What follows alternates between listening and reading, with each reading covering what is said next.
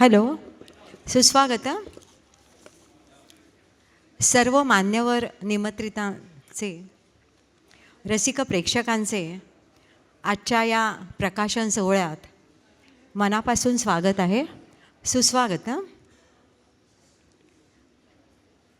संस्कार भारती, भारतीय इतिहास संकलन समिती कोकण प्रांत आणि लोकमान्य सेवा संघ पार्ले यांच्या संयुक्त विद्यमाने कथा शिवचित्रांच्या व्यथा शिवस्मारकांच्या या सुहास बहुळकर लिखित पुस्तकाच्या द्वितीय आवृत्तीचा प्रकाशन सोहळा आज इथे पु ल देशपांडे सभागृहात आयोजित करण्यात आला आहे.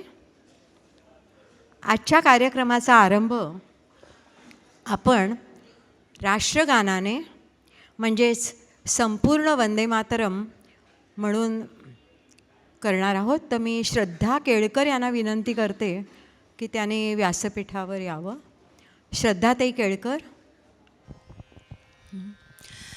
वंदे मातरम, वंदे मातरम, सुजलां सुफलां मलयज शीतलां सस्यश्यामलां मातरं वन्दे मातरम्. शुभ्रज्योत्स्नां पुलकितयामिनीं पुल्लकुसुमितद्रुमदलशोभिनीं सुहासिनीं सुमधुरभाषिणीं सुखदां वरदां मातरं वन्दे मातरम्. कोटिकोटिकण्ठ कलकलनिनाद कराले, कोटिकोटि भुजैर्धृतखर करवाले, अबला के नो माँ तो बोले, बहुबलधारिणीं नमामि तारिणीं रिपुदल वारिणीं मातरं वन्दे मातरम्. तुम्ही विद्या तुम्ही धर्म, तुम्ही हृदि तुम्ही मर्म, त्वं हि प्राणा शरीरे, बाहुते तुम्ही मा शक्ति, हृदये तुम्ही मा भक्ति, तुम्हारे प्रतिमा गडी मंदिरे मंदिरे वंदे मातरम्. त्वं हि दुर्गा दश प्रहरण धारिणी, कमला कमलदल विहारिणी, वाणी विद्यादायिनी, नमामि त्वां नमामि कमलाम् अमलाम् अतुलां सुजलां सुफलां मातरं वन्दे मातरम्. श्यामलां सरलां सुस्मितां भूषितां, धरणीं भरणीं मातरं वन्दे मातरं वन्दे मातरं वन्दे मातरम्. धन्यवाद. धन्यवाद श्रद्धाताई. भारतीय इतिहास संकलन समिती कोकण प्रांत संस्कार भारती आणि सामाजिक सांस्कृतिक कार्याचा मानबिंदू असलेला आमचा लोकमान्य सेवा संघ पार्ले या सर्वांच्या सहकार्याने आजचा प्रकाशन समारंभ संपन्न होत आहे. लोकमान्य सेवा संघाची थोडीशी माहिती आपणास पुरवते. लोकमान्य सेवा संघ 100हून अधिक वर्षांचा इतिहास असलेली सांस्कृतिक ठेवा जपणारी विलेपार्ल्यातील एक मान्यवर सामाजिक संस्था. सेवा करावया लावा देवा हा योग्य चाकर हे संस्थेचे ब्रीदवाक्य सार्थ करणाऱ्या आमच्या संस्थेच्या 18हून अधिक शाखा कार्यरत आहेत. बलोपासनेसाठी व्यायामशाळा, बौद्धिक विकासासाठी ग्रंथालय, लहान मुलांसाठी बालसंगोपन केंद्र, बालक पालक समुपदेशन शाखा, मोफत लसीकरणासाठी वैद्यकीय शाखा, ज्येष्ठांसाठी दिलासा तर महिलांसाठी स्त्री शाखा, वयोवृद्धांची काळजी घेणारं आमचं आनंदधाम, दिव्यांग मुलांसाठी दिशा कर्णबधीर शाळा आणि डॉक्टर कलबाग दिव्यांग पुनर्वसन केंद्र, सामान्य नागरिकांसाठी आर्थिक गुंतवणूक मार्गदर्शन केंद्र अशा विविध शाखांद्वारे लोकमान्य सेवा संघातर्फे लोकांच्या सामाजिक सांस्कृतिक स्तरावरील गरजा इथे पुरवल्या जातात.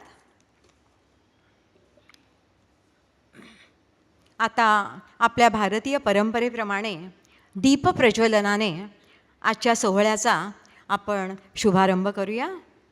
आपले आजचे प्रमुख पाहुणे राष्ट्रीय स्वयंसेवक संघाच्या अखिल भारतीय कार्यकारिणीचे सदस्य माननीय श्री भैयाजी जोशी. आजच्या समारंभाचे विशेष अतिथी भारतीय इतिहास संकलन समिती कोकण प्रांतांचे अध्यक्ष माननीय डॉक्टर अरविंद जामखेडकर.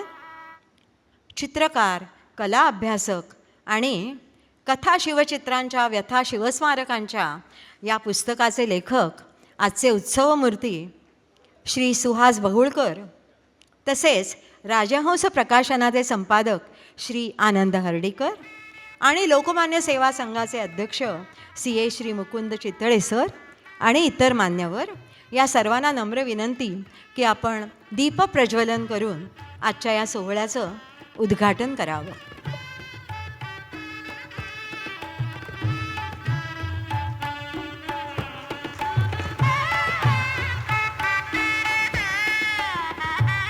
दीपज्योती परब्रह्म दीपज्योती जनार्दनः दीपेन हरति पापं दीपज्योती नमोस्तुते.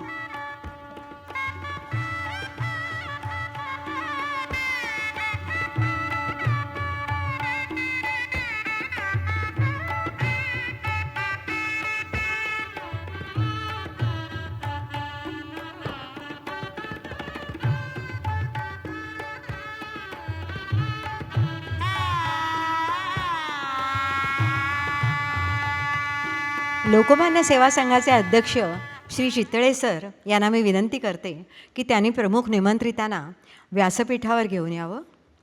माननीय श्री भैयाजी जोशी सर, लेखक श्री सुहास बहुळकर सर, श्री अरविंद जामखेडकर सर, तसंच श्री आनंद हर्डीकर, आपणा सर्वांना व्यासपीठावर येण्याची मी नम्र विनंती करते.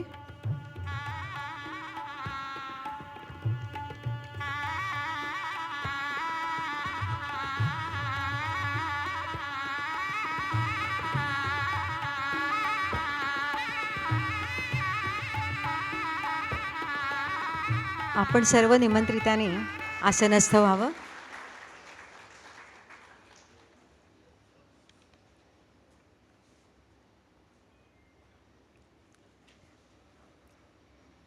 धन्यवाद. आता लोकमान्य सेवा संघाचे अध्यक्ष श्री मुकुंद चितळे सरांना मी आजच्या सर्व निमंत्रितांचा सत्कार करावा ही विनंती करते. सर्वप्रथम राष्ट्रीय स्वयंसेवक संघात सरकार्यवाह ही महत्त्वाची जबाबदारी सांभाळलेले संघाचे एक वरिष्ठ आणि ज्येष्ठ नेते श्री भैयाजी जोशी यांना मी पाचारण करते आणि चितळे सरांना विनंती करते की त्यांनी त्यांचं स्वागत आणि सन्मान करावा. शाल, श्रीफळ, लोकमान्य टिळकांचा अर्धपुतळा आणि फळांची परडी देऊन त्यांना गौरवण्यात येत आहे. धन्यवाद जोशी सर.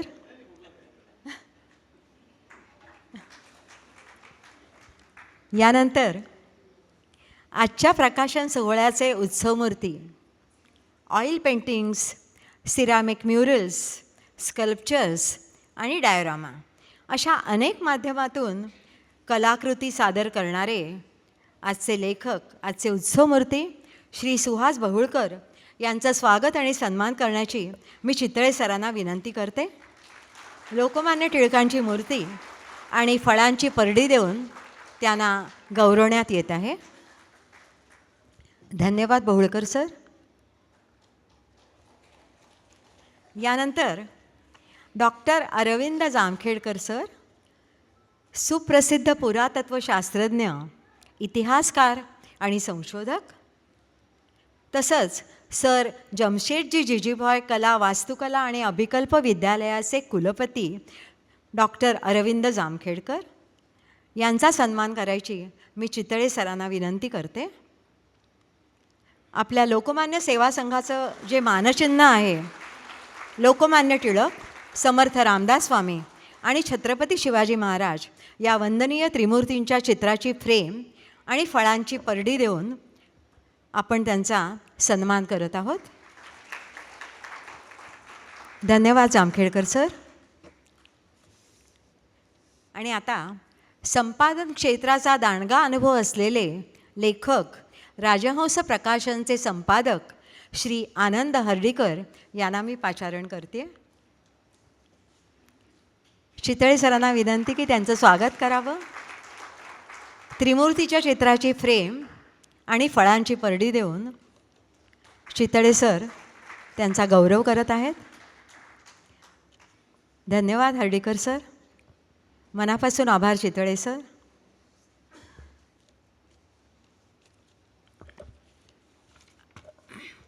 आता यानंतर श्री प्रमोद बापट सर या ना सर, यांना मी विनंती करते की यापुढील सूत्रसंचालनाची जबाबदारी त्यांनी सांभाळावी. श्री प्रमोद बापट सर. सर्वांना नमस्कार. एकूण कार्यक्रमाचा आरंभ आपण राष्ट्रगानाने केला. पुस्तकाचा विषय आहे छत्रपती शिवाजी महाराजांची चित्र आणि स्मारकाच्या व्यथा. तर त्यामुळे प्रत्यक्ष ह्या प्रकाशन सोहळ्याचा आरंभ आपण करूया शिवस्तुतीने.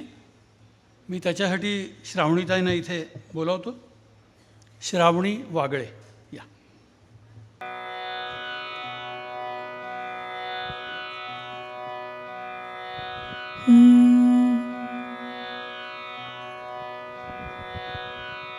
निश्चयाचा महामेरू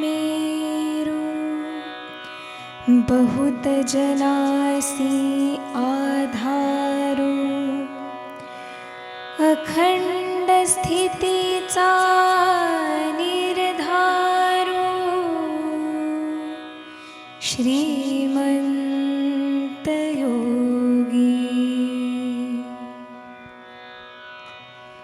नरपती हयपती गजपती गडपती भूपती जळपती पुरंदराणी शक्ती पृष्ठभागी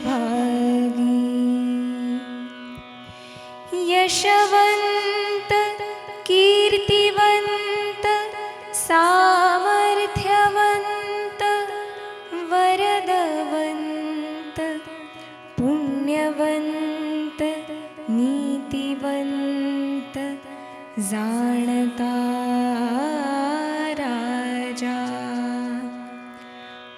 आचारशील विचारशील दानशील धर्मशील सर्वज्ञपणे सुशील सकळा ठाई धीर उदार गंभीर शूर क्रियेसी तत्पर सावधपणे नृपवर तुच्छ केली देवधर्म गो ब्राह्मण करावया संरक्षण हृदयस्थ झाला नारायण प्रेरणा केली या भूमंडळाचे ठाई धर्मरक्षी ऐसा नाही महाराष्ट्र धर्म राहिला काही तुम्हा कारणे कित्येक दुष्ट संहारिला कित्येकासी धाक सुटला कित्येकासी आश्रयो जाहला शिवकल्याण राजा शिवकल्याण राजा शिवकल्याण राजा. धन्यवाद.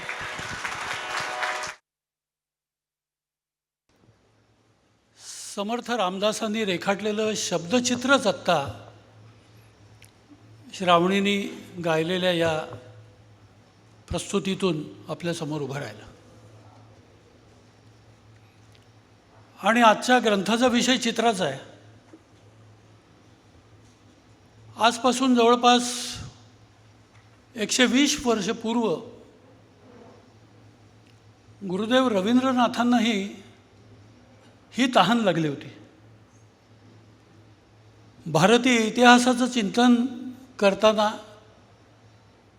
आणि त्यातच 1904 तिथे कोलकात्यामध्ये शिवाजी उत्सव साजरा होणार आहे असं म्हटल्यावर गुरुदेवांकडे कविता मागितलेली होती.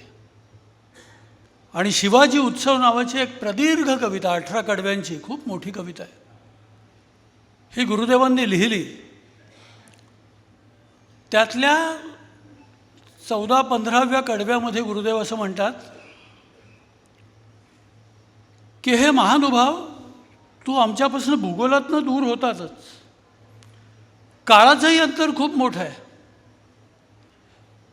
त्यामुळे तुला मूर्त रूपात आम्हाला या देशबांधवांना बघायचं आहे, ज्याच्यामुळे आमच्या मनामध्ये आमच्या सगळ्या प्रेरणा आहेत त्या जाग्या राहतील. आणि मला असं वाटतं की श्रीमान सुहास बहुळकरांनी जो ग्रंथविषय म्हणून निवडला तो ग्रंथविषय हा छत्रपती शिवाजी महाराजांच्या चित्रांचा आणि त्यांच्या स्मारकांचा असा त्यांनी घेतलेला धांडोळा आहे. या ग्रंथाचा जन्मही विलक्षण आहे. म्हणजे आपल्याला अकल्पितपणे एखादं दान मिळावं असा हा ग्रंथ मिळालेला आहे. म्हणजे आपल्याला पहिलं अनुष्टुप विश्वामित्रांच्या मुखात कधी आलं आपल्याला माहिती आहे. क्रौंच वधाचं दृश्य पाहिलं आणि शोकसंतप्त झालेल्या मुनिवरांच्या तोंडून जो पहिलं निघालं ते आद्य काव्य मानलं जातं. त्यामुळे संतापातनं, क्षोभातून, उद्विग्नतेतनं काहीतरी असं उन्नयन करणारं असं निर्माण होतं. ह्याचाच दाखला पुन्हा एकदा या ग्रंथाच्या निमित्ताने आपल्याला मिळेल. वर्ष 2006 समुद्रात, मुंबईच्या समुद्रात शिवस्मारक उभं राहणार अशा प्रकारच्या योजना घोषित झाल्या आणि त्यातलं वैयर्थ तत्काळ लक्षात आल्यामुळे, कारण स्मारकांची अशी विविध कामं देशभर सुहासरावांनी केलेली असल्यामुळे अत्यंत क्षुब्धतेनं त्यांना त्याच्यावरती लिहावंसं वाटलं आणि ते लिहित गेले. दीपावलीच्या 2010च्या दिवाळी अंकासाठीचा हा लेख त्या मुद्रित तपासनिसाकडे गेला तर तो म्हणाला खूप मोठा आहे, हा आपल्याला दिवाळी अंकात छापायचा आहे.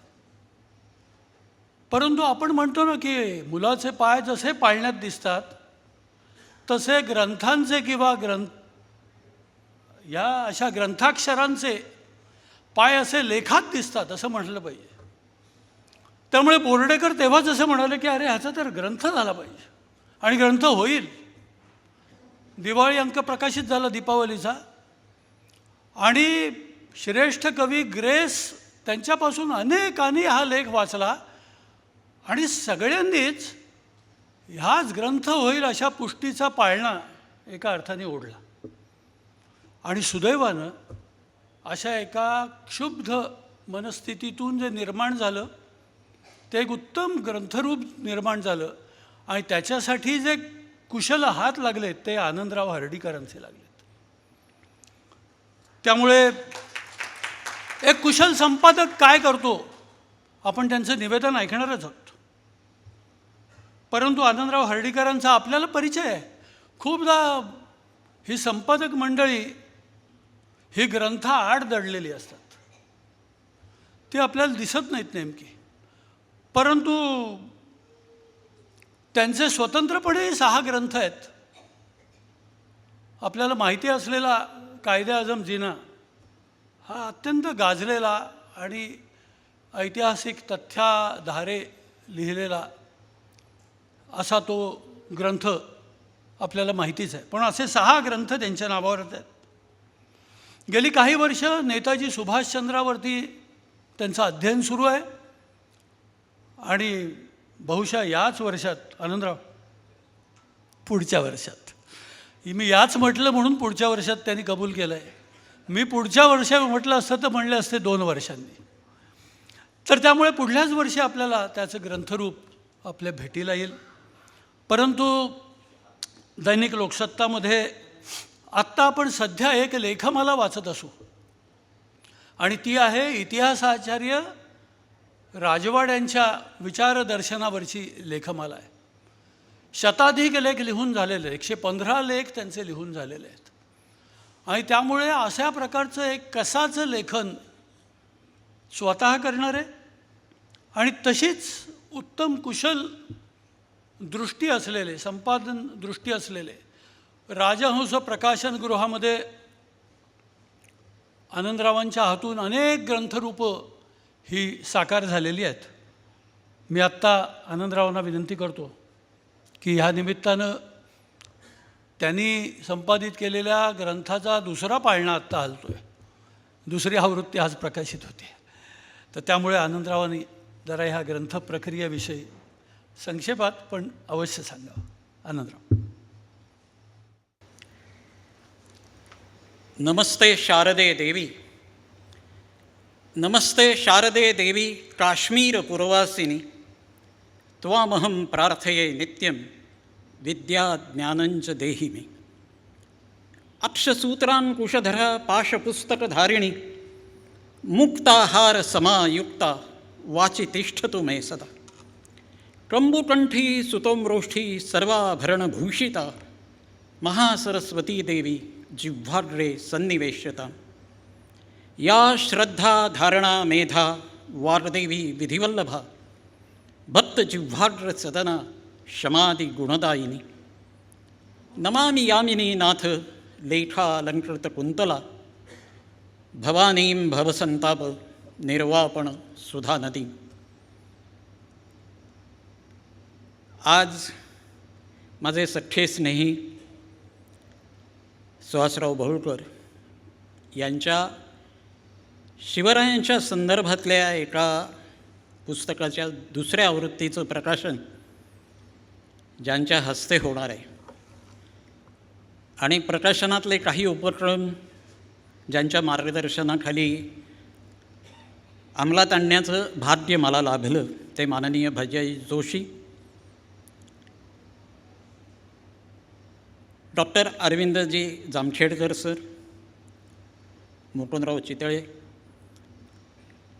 आणि सुहासराव, आपण इथे जमलेले सगळे शिवप्रेमी बंधू भगिनींनो, आज अतिशय आनंदाची गोष्ट आहे. मी राजहंस परिवाराच्या वतीनं आपल्या सगळ्यांचे आधी आभारच मानतो. या 3 संस्थांनी एकत्र येऊन संयुक्त विद्यमानं आमच्या या पुस्तकाच्या दुसऱ्या आवृत्तीचा प्रकाशनाचा हा एवढा मोठा घाट घातला, याबद्दल मला व्यक्तिशः आणि राजहंसला आमच्या संस्थेच्या वतीनं जो काही आनंद झाला आहे तो व्यक्त केल्याशिवाय राहवत नाही. थोडक्यात मी या आमच्या ग्रंथाबाबतची आत्ता प्रमोदजींनी बरीचशी सगळी कल्पना सांगितली आपल्याला, परंतु त्याच्यापेक्षाही थोडीशी वेगळी आणि प्रत्यक्षात कसं कसं घडलं, या पुस्तकात काय आहे याच्याबद्दलची थोडक्यात आपल्याला कल्पना यावी म्हणून मी अगदी संक्षिप्त असं निवेदन आपल्यासमोर ठेवणार आहे. ज्या वेळेला आपल्या समाजात एक काही 5-6 वर्षांपूर्वी सगळीकडे निराशेचं, अस्वस्थतेचं वातावरण होतं, त्या काळात राजहंस या आमच्या संस्थेमध्ये दिलीपराव माजगावकरांबरोबर चर्चा करताना माझ्या डोक्यातली एक कल्पना मी त्यांच्यासमोर मांडली होती. आपल्याला जी एक शिवसंजीवनी लाभली आहे, माझी अगदी धारणा आहे आणि आपल्यापैकी बहुतेकांची माझ्या या भावनेशी सहमती असेल की आपल्या मराठी जनांना, भारतीयांना छत्रपती शिवराय ही एक अशी संजीवनी लाभलेली आहे की कितीही विषम परिस्थिती असो तिच्यावर आपण मात करू शकतो. आणि रोगराईनं निर्माण झालेली का होईना, पण एक अत्यंत विचित्र अशी मनस्थिती, अस्वस्थता, अनिश्चितता याचं साम्राज्य होतं. प्रकाशन व्यवसायावर मंदी आली होती. समाजात इतक्या प्रकारची निराशा दाटलेली होती की त्याच्यातून जर मार्ग काढायचा असेल तर आपल्याला परत शिवरायांकडे स्फूर्तीसाठी पाहावं लागेल असं मला वाटत होतं यातून.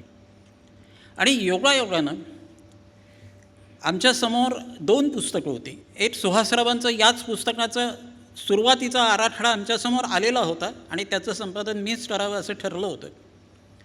पण त्या जोडीला शिवरायांच्या युद्धनेतृत्वावरही एक पुस्तक करावं आणि अशी दुहेरी योजना पुस्तकाची आम्ही मांडली.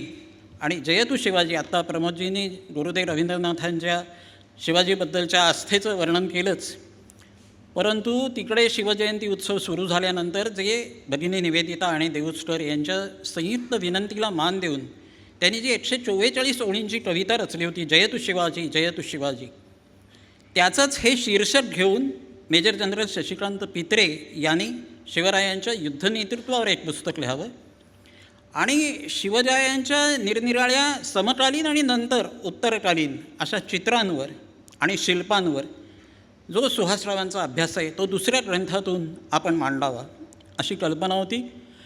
दुसरी लाट आल्यानंतर सगळंच आमचं गणित गडबडलं, परंतु लष्करी शिस्तीत वाढलेल्या पित्रे सरांनी त्यांचं पुस्तक लगेच 4 महिन्यात पूर्ण केलं. दुसरी लाट असताना, अनिश्चितता तशीच असताना ते पुस्तक सिंहगडावर प्रकाशितही होऊ शकलं. सुदैवानं त्याचंही संपादन मी केलं होतं. आणि नंतरच्या काळात हे पुस्तक प्रकाशित व्हावं असं वाटत असताना निरनिराळे असे नवे नवे संदर्भ स्रोत आम्हाला सापडत गेले. त्यामुळे आज विलंबानं का होईना, परंतु सुहासरावांचं हे पुस्तक गेल्या वर्षी प्रसिद्ध झालं आणि गेल्या वर्षी प्रसिद्ध झाल्यानंतर अल्पावधीत वाचकांचा प्रतिसाद मिळून आज काही आठवड्यांपूर्वीच आम्ही त्याची दुसरी आवृत्ती प्रकाशित केली 6 जूनला. आज अधिकृतरित्या वाचकार्पण सोहळा हा आपण साजरा करतो आहोत. या पुस्तकात जवळजवळ आपल्याला असं आढळेल की एखादा ध्यास घेतल्यासारखा सुहासरावांनी शिवाजी महाराजांच्या समकालीन चित्रांपासून अगदी अलीकडे प्रकाशित झालेल्या चित्रांपर्यंत अनेक चित्रकृतींचा परिचय करून दिला आहे, त्यामागच्या कथा सांगितल्या आहेत. आणि त्याचप्रमाणे वेगवेगळी ही महाराष्ट्रात किंवा इतरत्र उभारली गेलेली जी शिवाजी महाराजांची स्मारक आहेत, शिल्प आहेत, त्यामागच्या शिल्पकारांच्या व्यथा सांगितल्या आहेत, चित्रकारांच्या व्यथा सांगितल्या आहेत. ते आपण पुस्तक पाहिलं ते आपल्या लक्षात येईल. हे सगळं आपल्या शिवरायांबद्दलचा अभिमान आपण अनेक वेळा व्यक्त करतो, पण तोंडपुजेपणा अनेक वेळा आपल्याकडून घडतो. हे जे पातक आपल्याकडून घडतं त्याचं ठायी ठायी प्रत्यंतर आपल्याला या पुस्तकातल्या कथा व्यथा वाचताना आढळेल. आणि ते कलावंतांचं दुःख जाणण्याची, ते स्वतः हाडाचे कलाकार असल्यामुळं त्यांना जी किमया साधली आहे, त्यामुळं या पुस्तकातलं प्रत्येक प्रकरण हे अतिशय वाचनीय आणि एक वेगळ्या प्रकारचा पुनःप्रत्ययाचा दुःखद आनंद देणार आहे. हा दुःखद आनंद कसा आहे? एका बाजूनं अभिमान वाटावा अशाही काही कथा आहेत. चित्रमहर्षी भालजी पेंढारकरांच्या नेतृत्वाखाली कोल्हापूरसारख्या एका शहरात ब्रिटिश रेसिडेंटनं दिलेलं आव्हान स्वीकारून स्थानिक जनतेनं अवघ्या 20 दिवसात शिवरायांचा पुतळा उभारला आहे. त्याचं जे अभिमानास्पद असं उदाहरण आहे ते वर्णन करून सांगण्यासाठी तिथल्या त्या प्रक्रियेत जे सहभागी झाले अशा शामरावांच्या रोजनिशीपर्यंत सुहासराव पोचलेत. हे इतिहासाचं धुंडाळणं हे जे आहे, हा ध्यास घेतल्याशिवाय, अहोरात्र त्याचबद्दलचा ध्यास घेतल्याशिवाय हे शक्य नाही. आणि एका बाजूला हे मी उदाहरण देतो आहे आणि दुसऱ्या बाजूला शिवरायांच्याच स्टेन ग्लासवरच्या चित्रांसाठी, म्हणजे चर्चेसमध्ये जसं हे असतं चित्रांवरचं काचांवरती चित्रण केलेलं असतं, चितारलेली असतात आणि वेगवेगळ्या तुकड्यांमधून एक प्रतिमा साकार झालेली असते. अशा प्रकारचं शिवरायांच्या बद्दलचं चित्रसंग्रह तयार करावा असं औंधचे पंतप्रतिनिधी जे होते भवानराव, त्यांच्या मनात कल्पना आली. ती कल्पना कशी त्या स्वप्नाला कसे पंख फुटले. एक आपले आप्पापंत त्यांचे चिरंजीव हे परदेशात गेलेले असताना, ब्रिटनमध्ये गेलेले असताना तिकडे दुसऱ्या महायुद्धपूर्व काळात एका ज्यू बोशानी नावाचा, अरविंद बोशानी नावाचा चित्रकार त्यांना भेटतो काय, तो स्टेन ग्लासच्या तंत्रात वाटपदार निघतो काय, आणि त्याला किंकेडचं पुस्तक पाठवून हे असे आमचे राष्ट्रीय आदर्श आहेत, राष्ट्रपुरुष आहेत, महापुरुष आहेत, त्यांच्या जीवनावरची चित्र आम्हाला आमच्या इकडे महालात आम्हाला जे संग्रहालय उभारायचं आहे त्या संग्रहालयांसाठी तुम्ही चितारू शकाल का, असं पंत विचारतायत. तो हो म्हणतोय. किंकेडचं चरित्र वाचून तो भारावून जातोय शिवरायांच्या चरित्रातून आणि काही चित्र रेखाटतोय. ती चित्र आपल्या भारतात यावीत म्हणून प्रयत्न करणाऱ्या भवानरावांचं संस्थानच खालसावत आहे. वेगळ्या परिस्थितीत ते जात आहेत, त्यांची आर्थिक दुर्दशा येते. त्यामुळे त्यांनी जे ठरवलेलं मानधन आहे त्या बोशानींपर्यंत पोचत नाही. पण त्यानंतर काही काळ जातो, आप्पापंत हे त्यांचे चिरंजीव आपल्या भारताचे उच्चायुक्त होतात, त्यांना त्याच्याबद्दल माहिती मिळते, ते प्रयत्न करतात. ती त्या ठिकाणी ती जी त्यांनी काढलेली रेखाचित्र आहेत ती इकडे आणण्यासाठी प्रयत्न करतात, परंतु ते प्रत्यक्ष प्रयत्न यशस्वी होत नाहीत. ब्रिटनच्या हायकमिशनमधले म्हणजे उच्चायुक्त असणारे आप्पापंत त्यावेळचे आपले केंद्रीय मंत्री असणारे, महाराष्ट्राचे एकेकाळचे मुख्यमंत्री असलेले यशवंतराव चव्हाणांसारखे नेते जेव्हा त्यांना भेटतात तेव्हा त्यांच्यासमोर ती सगळी कल्पना मांडतात, तो प्रकल्प मांडतात. आणि काही लाख रुपये हे तिकडच्या म्युझियममध्ये ठेवलेली जी त्यांची मूळची रेखाचित्र आहेत ती रेखाचित्र भारतात यावी, ती पुन्हा संग्रहालयात त्यांच्या प्रतिष्ठापना त्यांची व्हावी म्हणून प्रयत्न करायला पाहिजे. काही लाखांचा प्रश्न आहे, आपण करू शकतो, हा प्रश्न सोडवू शकतो असं यशवंतरावांसारख्यांना वाटतं. ते आश्वासन देतात, परंतु आप्पापंतांचं ते त्यांना दिलेलं आश्वासन यशवंतरावही पूर्ण करू शकत नाहीत. आजही ते आश्वासन पूर्ण झालेलं नाही. एका ज्यू चित्रकारानं असं स्वप्न एका औंधच्या संस्थानिकाच्या बरोबर पाहावं आणि ती रेखाचित्र आज अल्बर्ट म्युझियममध्ये तशीच्या तशी ठितपत पडावीत. ही जी व्यथा आहे त्या बोशानींची आहे, पंत पितापुत्रांची आहे. ते आश्वासन पूर्ण करू न शकलेल्या आपल्या महाराष्ट्राच्या माजी मुख्यमंत्र्यांची आहे, केंद्रीय मंत्र्यांची आहे आणि अशा आपल्या सगळ्या राजकीय नेतृत्वाच्या वरच अवलंबून राहिलेल्या आपल्या समाज मानसिकतेची आहे.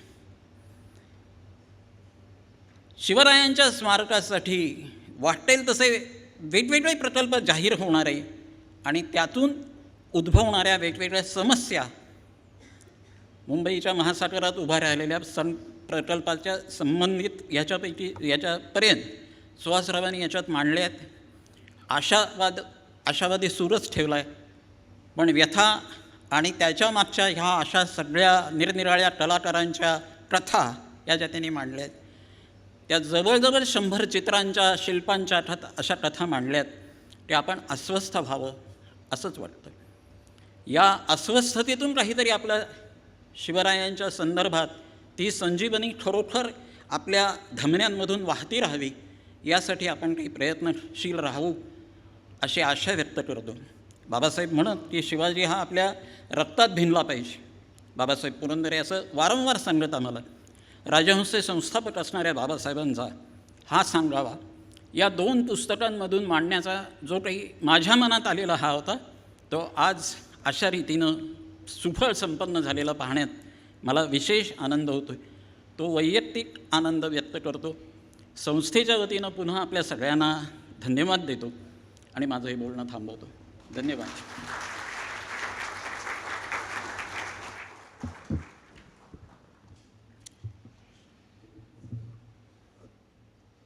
निर्मितीचे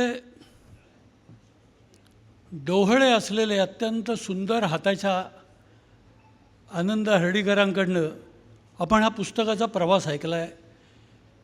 त्यातल्या अनेक अंतरंगाच्या गोष्टीही त्यांनी आपल्याला सांगितल्यात. परंतु किती गंमत आहे बघा, एका शोकसंतप्त अशा अवस्थेत जे विचाराचं बीज पडलं आणि लेखन सुरू झालं, त्याचं ग्रंथारूप मात्र अत्यंत कलामर्म सांगणारं, अत्यंत सुंदर, आस्वादक असा संशोधनपर ग्रंथरूप त्याचं मिळालं. आणि ह्या प्रवासातले एका अर्थाने त्यांचे साथीदार होते आनंदराव हर्डीकर. आनंदराव मोकळेपणाने असं म्हणतात की हा सगळा बहुळकरांनी एक हाती गाजवलेला पराक्रम आहे. परंतु या पराक्रमाला खरोखर उत्तम जोड आणि दृष्टीची जोड ही आनंदरावांनी कशी केली ती आपल्याला अगदीच संक्षेपात सांगितलं. कधीतरी अशा संपादकांना आपण ह्याच्यावरती दीर्घ लिहायला, दीर्घ बोलायला लावलं पाहिजे. तर अनेक ग्रंथाची ग्रंथरूपं जी आपल्याला आत्ता जी इतकी साजेरी दिसतात, उत्तम दिसतात, संपन्न दिसतात, ही समृद्धी कशातनं आली याचा आपल्याला वेध घेता येऊ शकतो. यानंतर आपल्याला प्रत्यक्ष सुहास बहुळकरांनाच ऐकायचं आहे.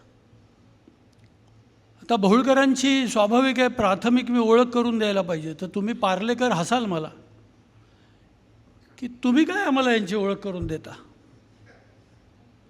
आणि खरंच अशी यांची ओळख करून देणं कठीण पण आहे. म्हणजे यांना काय म्हणायचं, हे लेखक आहेत, हे चरित्रकार आहेत, हे कला इतिहासकार आहेत, हे स्वतः चित्रकार आहेत, हे स्वतः अशा प्रकारच्या चित्रप्रकल्पांची उभारणी करणारे आणि अनेकांना त्या सेतूबंधनात जोडणारे असे कल्पक योजक आहेत. तर असे कोण आहेत हे सुहासराव? तर आपण छोटे छोटे आपल्याला दिसणारे टप्पे सांगावे. म्हणजे बहुळकर काय आहेत हे समजून घ्यायचं असेल तर आपण इथनं स्वातंत्र्यवीर सावरकर राष्ट्रीय स्मारकात जायचं आणि स्मारकातलं त्यांचं काम पाहायचं आणि मग अच्छा हे बहुळकर आहेत. आणि असं केसरीवाड्यात जायचं पुण्यात, तिथलं त्यांचं काम बघायचं आणि म्हणायचं अरे हे बहुळकर आहेत. मग राजा केळकर संग्रहालयात जायचं आणि तिथला मस्तानी महाल पाहायचा आणि म्हणायचा अच्छा बहुळकर हे करतात. आणि चित्रकूटला जायचं. मग चित्रकूटला जाताना आपण नानाजींचं काम बघण्यासाठी म्हणून जायचं आणि दुसरंच काम बघून चकित होऊन परत यायचं. आणि ते रामदर्शन, त्यामुळे ते रामदर्शन पाहायचं आणि म्हणायचं अरे अशा प्रकारे राम आम्हाला साक्षात भिडवण्याची एक किमया करणारा कलावंत कोण आहे? तर बहुळकर आहेत. आणि तिथे कुठल्याही चित्राखाली त्यांची स्वाक्षरी नाही. म्हणून कधी कधी बहुळकरांना असं विचारावंसं वाटतं की अहो तुमचं चित्र कुठं आहे, तुम्ही चित्र काढता की नाही आणि कधी काढता. तर असं नाही आहे, कारण आपल्याला माहिती नाहीत, आपल्याला ते दाखवतात त्यांना 2च हात आहेत असं, परंतु त्यांचे लपवलेले अनेक हात असावेत आणि त्यामुळे त्यांची 60-65हून अधिक चित्रप्रदर्शनं झालेली आहेत, विविध, म्हणजे एकल समूह अशी. तर ते कधीही बघावं तर अशा कुठल्या तरी जुन्या कोणाच्या तरी माळ्यावर पडलेलं चित्र आहे असं कळलं की त्यांना त्रास द्यायला बहुळकर लगेच धावतात. आणि त्या माणसाला खूप त्रास होतो. ते म्हणतात ती अडगळ आहे, आम्ही तिथे धुळीत ठेवलेली आहे, तिथली धूळ आम्ही आज झटकत नाही. हे म्हणतात मी झटकीन. आणि असं आपल्या विद्याशाखेतलेही लोक म्हणतात. म्हणजे जे कला महाविद्यालय, तर महाविद्यालयातली सुद्धा अशी त्यांना धुळीने भरलेली दालनं माहिती आहेत आणि जिथे अशी रत्न पडलेली आहेत. ह्या अनेकदा म्हणतात मी तिकडे जातो आणि ती धूळ खातो आणि त्या धुळीतली ती सगळी रत्न बाहेर काढतो. अशी श्रेष्ठ चित्रकारांची, गोंधळेकर असो, आलमेलकर असो, आचरेकर असो, किती श्रेष्ठ चित्रकारांची अशी अक्षरशः धुळीत पडलेली चित्र ही बहुळकरांनी आपल्या सगळ्यांसाठी उपलब्ध केली. ते आपल्यासाठी कष्ट केलेले आहेत त्यांनी. आणि मला असं वाटतं की चित्रकार मोठाच असतो, कारण तो एक वेगळी समृद्धी आपल्याकडे, एक दृश्य समृद्धी आपल्यासमोर आणत असतो. पण हा चित्रकार आपल्याला जाणता करत असतो. त्याने एका दृश्यकला कोशाचं संपादन केलेलं आहे. त्यामुळे महाराष्ट्रातली सगळ्या दृश्यकलेतले कोण कोण कलावंत आहेत ती नुसती आपण अनुक्रमणिका किंवा त्यातली नावं पाहिली तरी आपल्याला थक्क व्हायला होतं.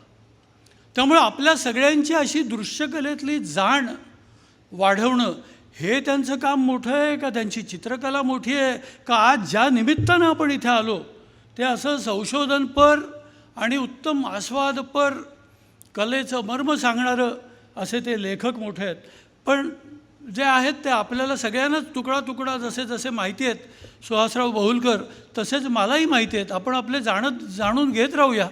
मी सुहासरावांना सांगतो आज ह्या पुस्तकाच्या 2य आवृत्तीच्या निमित्तानं तुम्ही जरा तुमच्या बोलण्यातून आम्हाला ओळखीचा काही नवा पैलू सापडतोय का असं आम्हाला संधी द्या. या. नमस्कार. प्रमोद बापटांनी माझी अशी काही ओळख करून दिली आहे की मी लाजेनी थोडासा लाजून लाल झालो की काय असं मला वाटायला लागले. आज अध्यक्ष म्हणून भैयाजी जोशी लाभलेत. हा दुसरा प्रसंग आहे. डेरबनला लोकमान्य टिळक जीवनदर्शन आणि स्वातंत्र्यवीर सावरकर जीवनदर्शन या 2 शिल्पांचं उद्घाटन भैयाजींच्याच हस्ते झालं होतं आणि अर्थात आमचा सत्कारही झाला होता. भैयाजींच्या लक्षात असेल ते काही वर्षच झाली आहेत. जामखेडकर सर आमच्यासाठी एक गुरुतुल्य नाव. या वयातही त्यांचा उत्साह, त्यांचं कार्य आणि ज्या उत्साहाने ते इतरांना प्रेरित करतात ते बघितल्यावर मला आपण थकता कामा नये हे स्वतःलाच मी सांगतो. उगाच कारणं सांगायची नाहीत. आम्ही जेव्हा कोशाचं काम केलं, 2 कोश केले मी, एक मराठी आणि इंग्रजी. आमच्याकडे फोटो नव्हते म्युझियमच्या संग्रहातले. जामखेडकर सर हे महाराष्ट्र राज्याच्या म्युझियमचे पहिले डायरेक्टर, म्युझियम डिपार्टमेंटचे, आर्किओलॉजी आणि म्युझियम. तर मी सरांना विनंती केली, कारण सरकारी खाक्या तुम्हाला माहिती आहे, गेलं की कारणं सांगणार. पत्र जरी असलं तरी कर्मचाऱ्यांची वृत्ती वेगळी असते आणि तिथे त्या विषयाचा माणूस नसला तर तो हे केलंच पाहिजे हे सांगत नाही. त्यामुळे मी ज्यांनी नोकऱ्या दिल्या त्या लोकांना त्यांनाच विनंती केली आणि जामखेडकर सर माझ्याबरोबर आले. भोसल्यांच्या राजवाड्यामध्ये आम्ही गेलो होतो. मला एक फोटो काढायचा होता, वर भिंतीवर चित्र होतं. तर जामखेडकर सरांनी, म्हणजे मी स्टुलावर उभा राहिलो आणि लाईट नीट पडत नव्हता, तर जामखेडकर सरांनी तिकडे असलेल्या दिवा त्याला दोरी बांधून असा खेचून आणला आणि म्हणले काढा फोटो.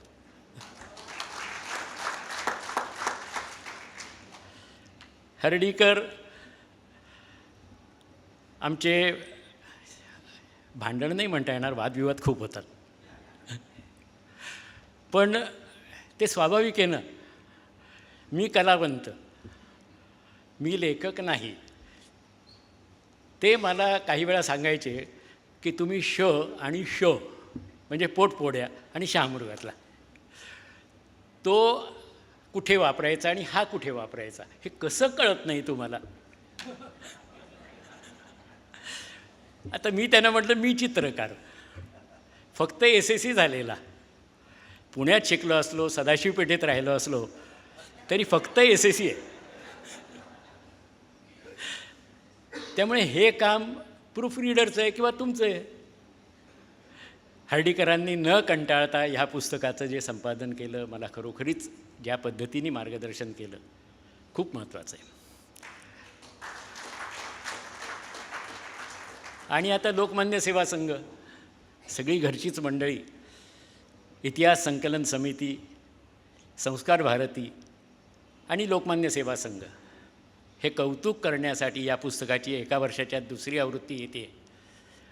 त्याचं कौतुक करण्यासाठी त्या दुसऱ्या आवृत्तीच्या प्रकाशनासाठी पुढे आले, म्हणून आजचा योग आहे.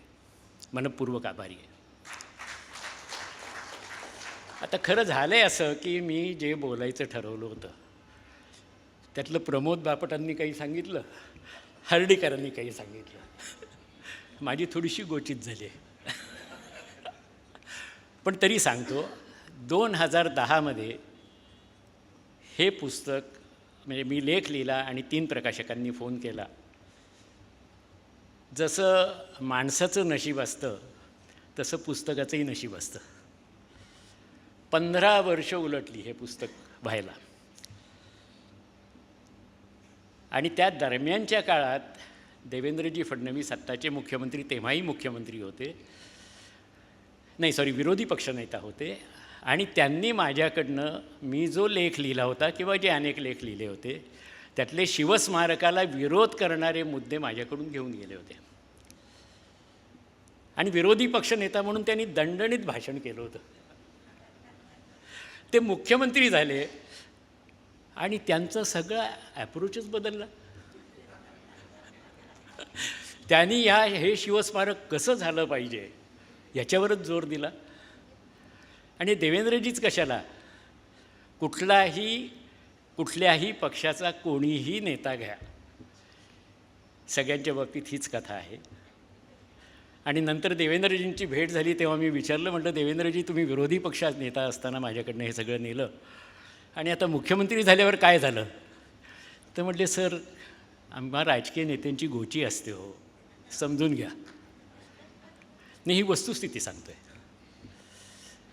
पण असाच एक प्रकार घडला, मी नाव घेणार नाही त्या मंत्र्यांचं, विनय सहस्रबुद्धे साक्षीला होते.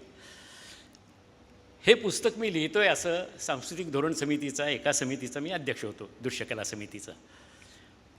ते विनय सहस्रबुद्धेंनी मंत्र्यांना सांगितल्यावर ते म्हणले महाराष्ट्राच्या प्रत्येक शहरामध्ये आपण याचा दणदणीत कार्यक्रम करायचा. मग मीच उठून उभा राहिलो आणि म्हटलं की सर ह्याच्यामध्ये अरबी समुद्रातल्या शिवस्मारकाला विरोध आहे, काढून टाका ते प्रकरण. हे सांगितल्यावर मी दिलेलं उत्तर खरोखरी मला सांगतो की हे सांगितलं पाहिजे, हे वृत्तपत्रांनी छापण्यासाठी नाही, हे लक्षात घ्या. माझं उत्तर असं होतं की आत्मा नसलेलं पुस्तकाचं कलेवर मला काढायची इच्छा नाही आहे, मला प्रकाशित करायची इच्छा नाही आहे. पुस्तक लिहिण्याच्या काळात अनेक अनुभव आले. मला 10च मिनटं दिली आहेत, 15 वर्षाचा प्रवास सांगायचा आहे आणि त्याच्यानंतरचा आधी सांगून रिकामा झालो, पण थोडक्यात उरकीन. पुस्तक लिहिण्याच्या काळामध्ये अर्जव करणं, गयावया करणं, वशिले लावणं, कुणाला कोंडीत पकडून गोष्टी काढून घेणं, काही वेळेला थोडंसं चिडून दाखवणं, अरे शिवाजी महाराजांबद्दल मागतो आणि तुम्ही देत नाही, ह्याला काय अर्थ आहे का? आणि हे राजघराण्यापासून ते एखाद्या चित्रकाराच्या कुटुंबापर्यंत करावं लागले. राजवाडेंनी जे लिहिलेलं आहे त्याचा किंचित अनुभव मी घेतला आहे, किंचित अनुभव घेतला आहे. सध्या हर्डीकर लिहिता येतच राजवाडेंवर, त्यात अनेक उल्लेख सापडतात असे की एखादी गोष्ट करायची म्हणल्यावर अडचणीच खूप येतात आणि सावरकर म्हणायचेच प्रतिकूल तेच घडेल. आता त्याचा अनुभव घेत हे पुस्तक झालेलं आहे. पण आनंदाची गोष्ट अशी आहे की हे दुसरी आवृत्ती आलेली आहे 1 वर्षाच्या आत. परागजींनी मला विचारलं होतं की ह्या पुस्तकाचं मी तुम्हाला काय मदत करू. माझी अशी विनंती आहे की माझी काही सगळ्यांकडे पोच नाही आहे, सर्व आमदारांना हे पुस्तक भेट द्या. नाही नाही हे भेट यासाठी की शिवस्मारकाच्या संदर्भामध्ये आणि आपले मंत्री कोण होते पुण्याचे दाढीवालं, प्रकाश जावडेकर. चित्रकूटमध्ये आमची भेट झाली, रेल्वेतनं आम्ही परत येत होतो. प्रकाश जावडेकरांनी जुनी ओळख आमची, तर प्रकाश जावडेकरांनी सेक्रेटरीला सांगितलं तू बहुळकरांच्या जागेवर झोप, कुपे होते आणि मी आणि बहुळकर जरा गप्पा मारतो. त्यावेळेला जावडेकरांनाही मी म्हटलं की अहो तुम्ही हे बेट नसताना त्या दगडावर बेट निर्माण करणार आहात, काय भानगडे, हे खरं आहे का. म्हटले नाही सर ते बेट आहे. म्हटलं काहीतरी सांगू नका. आणि आज गंमत अशी आहे की सुप्रीम कोर्टाच्या निर्णयामुळे समुद्रातलं शिवस्मारक त्याच्यावर स्थगिती आलेली आहे. हे सांगणं कठीण आहे, किंचित सांगतायत, पण तो योग्य निर्णय झाला आहे असं माझं मत आहे. कारण मी जेव्हा लेख लिहिला त्यावेळेला संभाजीराव भिडेंसारख्यांनीही त्याला अनुमोदन दिलं होतं. त्यांनी लिहिलं होतं की समुद्रात कशाला, आणि समुद्रामध्येच जर बेट करायचं असेल तर खांदेरी उंदेरी आहे, अलिबागचा किल्ला आहे, कृत्रिम बेट निर्माण करून कशासाठी करायचे. आणि नानी पालखीवाला ट्रस्ट आणि मरीन लाईन्स रेसिडेंट असोसिएशन यांनी माझ्याकडनं ते मुद्दे नेले होते. केस कुणी लढली आहे मला माहिती नाही, पण नानी पालखीवालांचं पोर्ट्रेट माझं सुप्रीम कोर्टात लागलं. त्यावेळेला मी हा लेख लिहिला हे कळल्यावर माझ्याकडनं नानी पालखीवाला ट्रस्टनीही मुद्दे नेले होते, जसे देवेंद्र फडणवीसांनी नेले होते.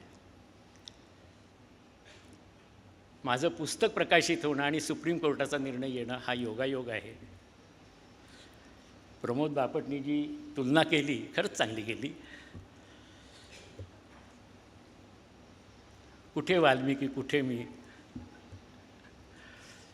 पण वाल्मिकींनी तो क्रौंचवधाचा प्रसंग बघितला आणि रामायण घडलं. माझी अशी इच्छा आहे, माझी अशी प्रार्थना आहे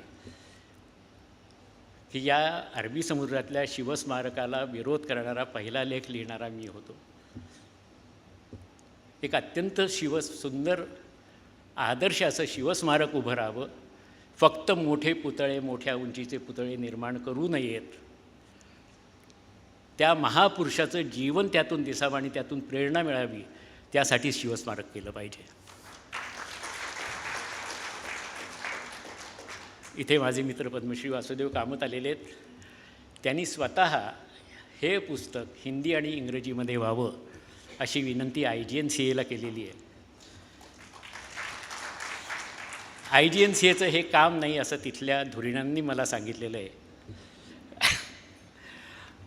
पण माझी अशी इच्छा आहे आणि काही अभ्यासकांचं मत आहे की हे पुस्तक, पांडुरंग बलकवडे पुण्यात प्रकाशन झालं तेव्हा म्हणले की हे पुस्तक नाही आहे, हा शिवाजी महाराजांवरच्या चित्रशिल्पाचा कोश आहे.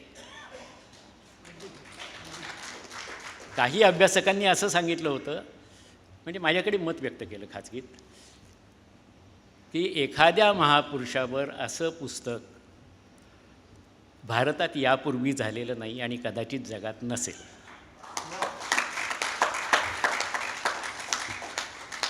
जर हिंदीत झालं तर संपूर्ण भारतात पोचेल, इंग्रजीत झालं तर जगातही पोचू शकेल.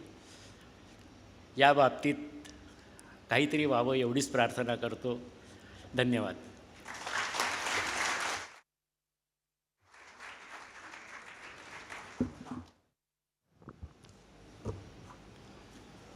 सुहासरावांनी पुण्यात शिक्षण झालं हे नसतं सांगितलं तरी कळलंच असतं.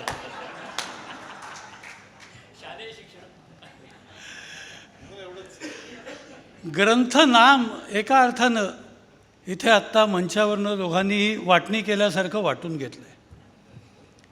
शिवचित्राच्या कथा आनंदरावांकडनं आपण त्या ऐकल्या की काचेवरची चित्र, कोल्हापूरमधली चित्र मिळवण्यासाठी केलेले प्रयत्न, त्यामुळे शिवचित्राच्या कथा आणि स्मारकाच्या व्यथा त्या आपण सुहासरावांकडनं ऐकल्या. ती व्यथेचा स्वर अजून तसाच आहे. बोरकरांची एक ओळ आहे, तापल्या आहेत तारा, तशा तारा अजून तापलेल्या आहेत सुहासरावांच्या. पण तो जो क्षोभ आहे तो इतका मुळापासून आहे आणि इतका तर्कशुद्ध आहे आणि त्यामुळे त्यांना असं वारंवार सांगावंसं वाटतं की नाही, हे वेगवेगळ्या वर्तुळात हे परत परत मला सांगू द्या. आणि सुहासराव ते करत असतात. आजच्या या कार्यक्रमाला आपल्याला विशेष अतिथी म्हणून लाभलेले आहेत डॉक्टर अरविंद जामखेडकर. एखादा विशाल ज्ञानवृक्ष असावा आणि त्याच्या सावलीत बसावं असं त्यांच्या सहवासात, सान्निध्यात असताना वाटतं. की वर्षानुवर्ष एखादा ज्ञानमार्गी असतो, तो काय करत असतो, किती कामं करत असतो.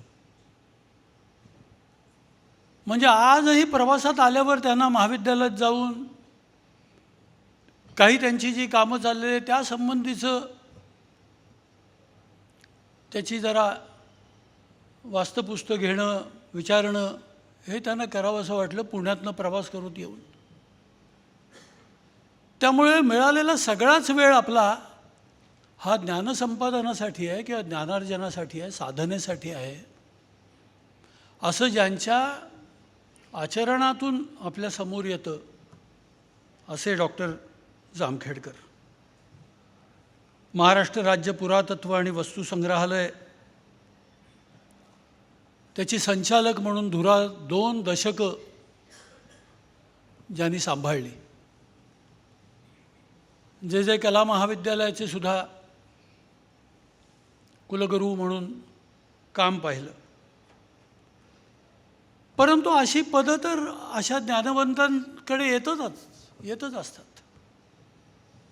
परंतु एक विशेष सांगितलं पाहिजे की लातूरला भूकंप झाला तर त्या भूकंप प्रवण क्षेत्रामध्ये जी पुरातत्वीय अशा ज्या वास्तू होत्या, जी ठिकाणं होती,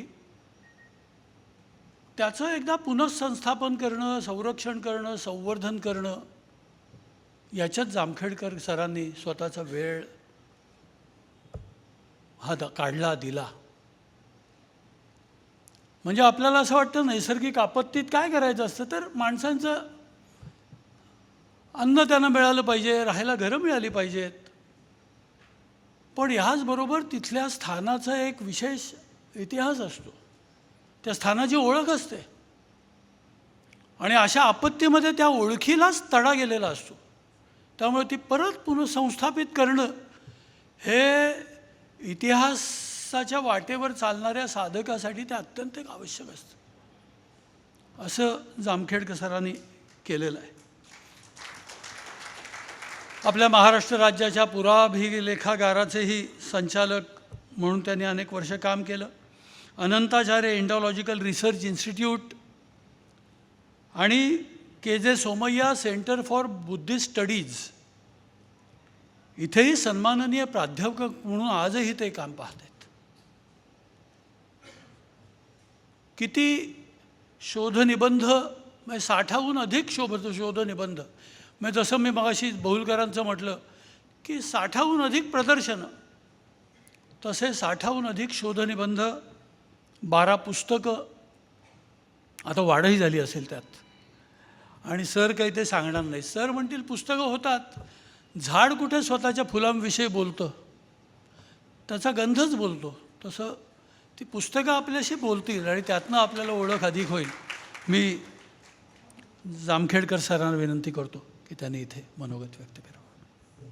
हिंदीमध्ये बोलण्याची प्रथा आहे. सन्माननीय, गणमान्य, मंचस्थ गणमान्य, म्हणजे सगळ्यांची नावं घेण्याची जरूर पडत नाही.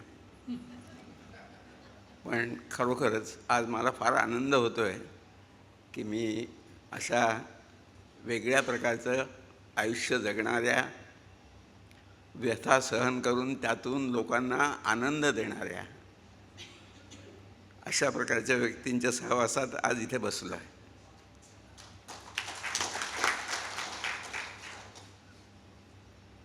जर सुहासरावांना असं वाटत असेल की कलावंतांच्याच पोटी किंवा त्यांच्या वाटेत किंवा त्यांना व्यथा भोगायला लागतात, तर ते चुकीचं आहे असं मी त्यांना सांगेन. मी फक्त छत्रपतींच्या विषयीच्या 2 गोष्टी आपल्याला सांगेन. असं झालं की महाराष्ट्र विधानसभेमध्ये चर्चेला एक प्रस्ताव आला की प्रिन्स ऑफ वेल्स म्युझियम जे आहे त्याचं नाव छत्रपती शिवाजी महाराज संग्रहालय असं करण्यात यावं. मी पक्षांची नावं घेत नाही. त्यावेळी जो अधिकारावर असलेला पक्ष होता त्यांनी सांगितलं हे बरोबर नाही, हे होणार नाही. त्यानंतर असं झालं की जे अधिकारावर होते ते विरोधी पक्षात गेले आणि जे विरोधी पक्षात होते ते अधिकारावर आले. त्यांच्या पहिल्या मंत्रिमंडळाच्या सभेमध्ये ताबडतोब पहिला प्रस्ताव त्यांनी केला की शिवाजी महाराजांच्या नावानेच हे संग्रहालय झालं पाहिजे. सुहासरावांनी जे सांगितलं की त्या खुर्चीमुळे काहीतरी होतो, कदाचित माझ्याकडून नाही झालं असेल, मी एक खुर्चीत बसत होतो. दुसरी गोष्ट, त्याच्या अगोदरची गोष्ट तुम्हाला सांगतो, आणि ती म्हणजे मी त्याच्यानंतर बाबूराव सडवलकर आम्ही दोघंही जण प्रिन्स ऑफ वेल्स म्युझियमच्या म्हणजे आत्ताच्या श्री शिवाजी वस्तुसंग्रहालयाच्या, ते वस्तुसंग्रहालय म्हणत नाहीत, वास्तुसंग्रहालय म्हणतात. का म्हणतात कोण जाणे. त्याच्या याच्यात होतो आणि आमच्या याच्यात आलं की जर आपल्याला खरोखरच महाराजांचं काही स्मारक करायचं असेल, प्रत्येक स्टेटचं एक म्युझियम असतं. दुर्दैवाने अजून महाराष्ट्रामध्ये स्टेट म्युझियम नाही. आपल्याकडे 13 म्युझियम्स आहेत. मी जेव्हा जॉईन झालो त्यावेळेस 5 का 6 होती, नंतर ती 13 झाली. त्यात माझा वाटा कमी आहे, कारण अनेक गोष्टी अनेक याच्यावर चालतात. तसं आम्ही असा विचार केला, त्यामुळे मी त्याचा सचिव झालो. त्याच्यानंतर गोरक्षकर, डॉक्टर M.N. देशपांडे जे प्रसिद्ध पुरातत्वज्ञ आणि महाराष्ट्राच्या एकूणच पुरातत्वीय आणखी म्युझियम्सच्या संदर्भामध्ये मनापासून लक्ष घालणारी व्यक्ती, महान व्यक्तिमत्व ते, आणि कार्ल खंडाळवाला, अशी आम्ही एक समिती तयार केली. गव्हर्मेंटकडे प्रस्ताव पाठवला, गव्हर्मेंटने ती समिती मान्य केली आणि आम्ही जवळजवळ काहीतरी 4-5 महिने बसून अनेक लोकांचा परामर्श घेऊन असं ठरवलं की कमीत कमी 18 दालनांचं महाराष्ट्राचं एकूण व्यक्तिमत्व प्रकट करेल अशा प्रकारचं शिवाजी महाराजांच्या नावाने एक म्युझियम तयार करणार. शासनाला आम्ही अहवाल पाठवला. शासनाने सुद्धा फारसा वेळ घेतला नाही. त्यांनी लागली एक जमिनीचा प्लॉट जो आहे तो बांद्र्याच्या जवळ आम्हाला दिला. परिस्थिती अशी की दरवेळी आम्ही आमचा प्रस्ताव जे असतात ते चर्चेला आणतो आणि ते चर्चेमध्ये नेहमीप्रमाणे जे फायनान्स डिपार्टमेंट आहे, त्याच्यानंतर एक प्लॅनिंग डिपार्टमेंट असतं, त्यांच्याकडे ह्या गोष्टी जातात. तेव्हा फायनान्सही म्हणायचं किंवा आमच्याकडे पैसे नाहीत, प्लॅनिंग म्हणायचं बघूयात, आपण प्लॅन करू. आणि अशा रीतीने अजूनही ते आमचा अहवाल आहे. आणि मधल्या काळात नंतर ही गोष्ट झाली, त्यांनी त्यांच्या परीने प्रश्न सोडवून टाकला की महाराजांच्या नावाने आता वस्तू संग्रहालय झालं आहे, त्याच्यामुळे काय प्रश्न येत नाही. आणि जो आम्हाला प्लॉट दिला होता त्या ठिकाणी एक नामवंत शिक्षण संस्था, अर्थातच तिचे अध्यक्ष हे कोणीतरी माननीय पुढारीच आहेत, त्यांच्याकडे ते गेलं आहे. जेव्हा मी या सगळ्या गोष्टीचा विचार करतो, आणि यांचं पुस्तक काल मी यांना म्हटलं होतं की म्हटलं जाणार आपण, तर आपण निदान त्यांनी 3 दिवस अगोदर पाठवलेलं होतं, म्हटलं आपण अजून वाचलेलं नाही, म्हणून मी वाचत बसलो होतो. आणि वाचताना लक्षात आलं की थोडंसं जरा वेगळ्या दृष्टिकोनातून याच्याकडे बघितलं म्हणजे दुःख थोडंसं कमी होतं. आपण जर या कले इतिहासाच्या दृष्टीनं बघितलं म्हणजे एक विद्यास्थान म्हणून की आपण कलेकडे का बघतो आणि कसं बघतो. मी नेहमी उदाहरण देतो की हे जर तुम्हाला समजायचं असेल तर आपली देवालय ही जी संस्था आहे तिचा अभ्यास केला म्हणजे लक्षात येतं की देवालय निर्माण करणारा कोणीतरी एक, आपण ज्याला पेट्रन म्हणू, यजमान म्हणू, असा असतो. त्याच्यानंतर देवालयाची वास्तू करणारा कलावंत स्थपती असतो. देवालयाचं सगळी व्यवस्था चालवणारा एक आचार्य किंवा आपल्या भाषेत बोलायचं म्हणजे पुजारी असतो. आणि भक्त असतो. ह्याचा जर सगळ्याचा विचार केला, जोपर्यंत तुम्ही या साकल्याने विचार करत नाही तोपर्यंत देवालय ही संस्थाच तुम्हाला कळत नाही. देवालय हे पहिल्यांदा देवगृह म्हणून होतं, आपण देवघर म्हणतो मराठीत. त्याचा 2ऱ्या-3ऱ्या शतकामध्ये त्याचा प्रासाद झाला. देवालयाचा उल्लेखच आणि सगळी चर्चा जी आहे करणारा माणूस वराहमीर, तो म्हणतो प्रासादाचे 21 प्रकार आहेत. आणि त्या ठिकाणी प्रासाद म्हणजे पॅलेस नव्हे, राजवाडा नव्हे, त्या ठिकाणी प्रासाद याचा अर्थ देऊळच आहे. कारण राजा हा जर देवाचा प्रतिनिधी असेल आणि तो जर प्रासादात राहत असेल तर देवाने घरात कशाला राहावं, त्यानेही प्रासादातच राहिलं पाहिजे. आणि त्यानुसार सगळी मग बदलत जाते. मग राजाचं रंजन करण्यासाठी ज्याप्रमाणे गणिका असतात त्याप्रमाणे इकडे देवदासी असतात. अनेक गोष्टी आहेत, चांगल्या वाईट सगळ्या याच्यातून. त्यामुळे त्यानंतर भक्त त्याच्याकडे वेगळ्या दृष्टीने बघत असतो. आणि पेट्रनसुद्धा आत्ता जे म्हणतो आपण पेट्रन, ते सुद्धा वेगळ्याच दृष्टीने बघत असतात. त्याला त्यातून काही झालं तरी पुण्य पाहिजे असतं, श्रेष्ठता पाहिजे असते, मान सन्मान पाहिजे असतो.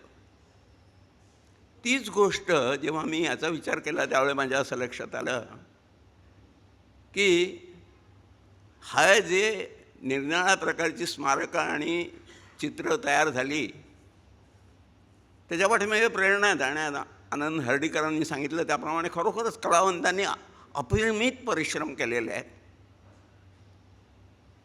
पण फक्त जी माणसं असतात म्हणजे जी यजमान असतात त्यांचीच मनं उलटीसुलटी होतात असं नाही, कलावंतांचीसुद्धा मनं उलटीसुलटी होतात त्यांची जागा बदलल्यानंतर. हे आपण पुण्याचा शिवाजीचा पुतळा घ्या किंवा इकडला गेटवे ऑफ इंडियाचा पुतळा घ्या, हे सगळ्या कथा वाचल्यानंतर लक्षात येतं की माणसं तीच आहेत हो. त्यांच्या भूमिका बदलल्या म्हणजे फक्त एवढंच वाटतं की एवढे संस्कृतीचे आपण अभिमानी वगैरे म्हणतो, शिवाजी महाराजांच्यासारखं पूज्य दैवत जे म्हणतात, मी अनेक वेळा म्हणतो जर दैवत जर असेल तर घरात पूजा करा ना. तुम्ही रस्त्यावरून मांडावर आणि भालामारे कशा करतात त्याच्यावरून. तेव्हा मानवी मनाचे हे सगळे गमतीदार खेळ अगदी उत्तम रीतीने खुमासदार रीतीने यांनी मांडले. आणि मला ते जाणवलं कारण मी अशाच प्रकारच्या ह्याच्यातून गेलेलो आहे ना. तेव्हा हे पुस्तक सगळ्यांनी मी तर काल जवळजवळ रात्री 3 वाजेपर्यंत हे पुस्तक वाचून काढलं आणि एक वेगळ्या प्रकारचा आनंद मिळाला. तो तुम्हाला सगळ्यांना मिळावा हीच माझी इच्छा आहे. एवढं बोलून मी संपवतो. धन्यवाद.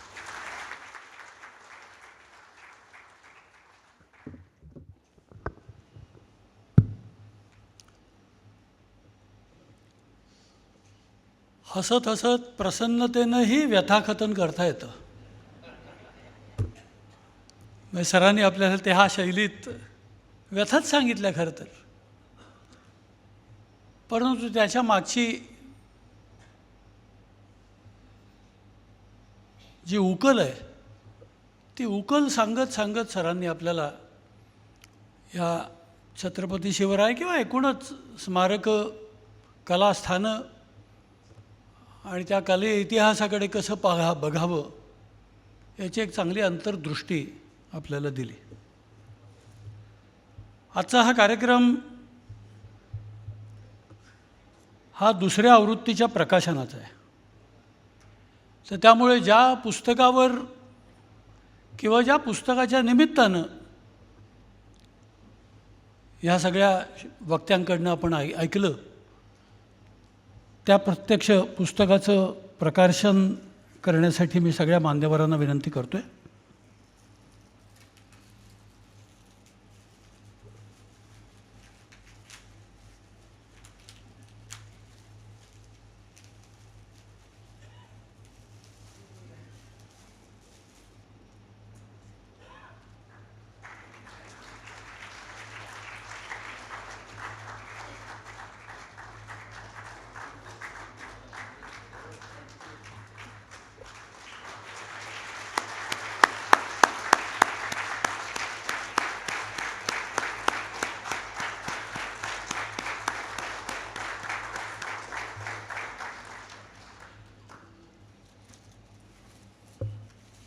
दुरून पाहिलेलं पुस्तक आपल्याला पूर्ण सुख देत नाही.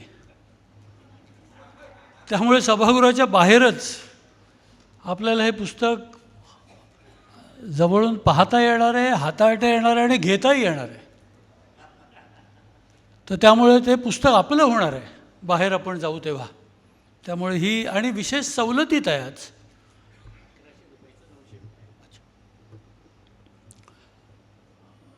₹1100 पुस्तक आहे मूळ.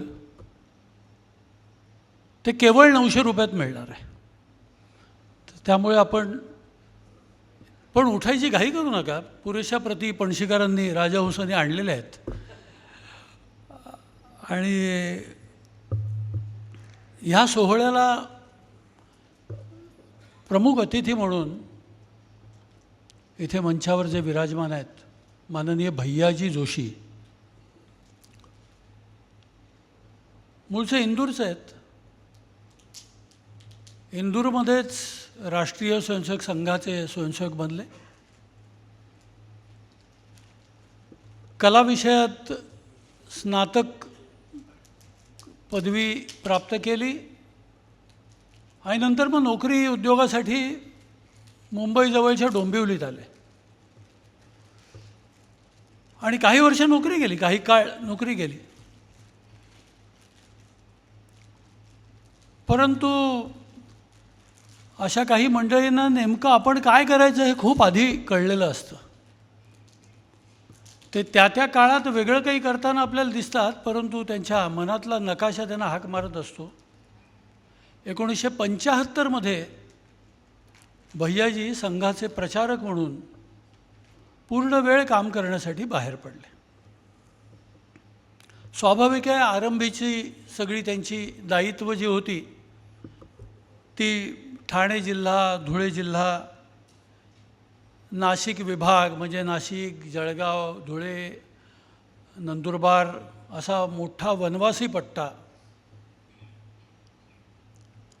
आणि त्यातलं एक वेगळं दर्शनही भैयाजी संवेदनशीलतेनं घेत होते. कारण हे सगळं वनवासींचं जिणं हे काही वेगळ्या वेदना आपल्याला सांगणारं असतं. त्यांच्या जीवनातल्या वेगळ्या वंचना हे आपल्याला जितकं आपण समीप जातो तितकं कळतं. त्यामुळे मग त्यानंतरच्या काळात त्यांच्याकडे सेवा विभागाचं काम आलं. आधी महाराष्ट्र प्रांत आणि नंतर पश्चिम क्षेत्र म्हणजे गुजरात, महाराष्ट्र, गोवा अशा सगळ्या भूभागाचं सेवा प्रमुख म्हणून काम आलं.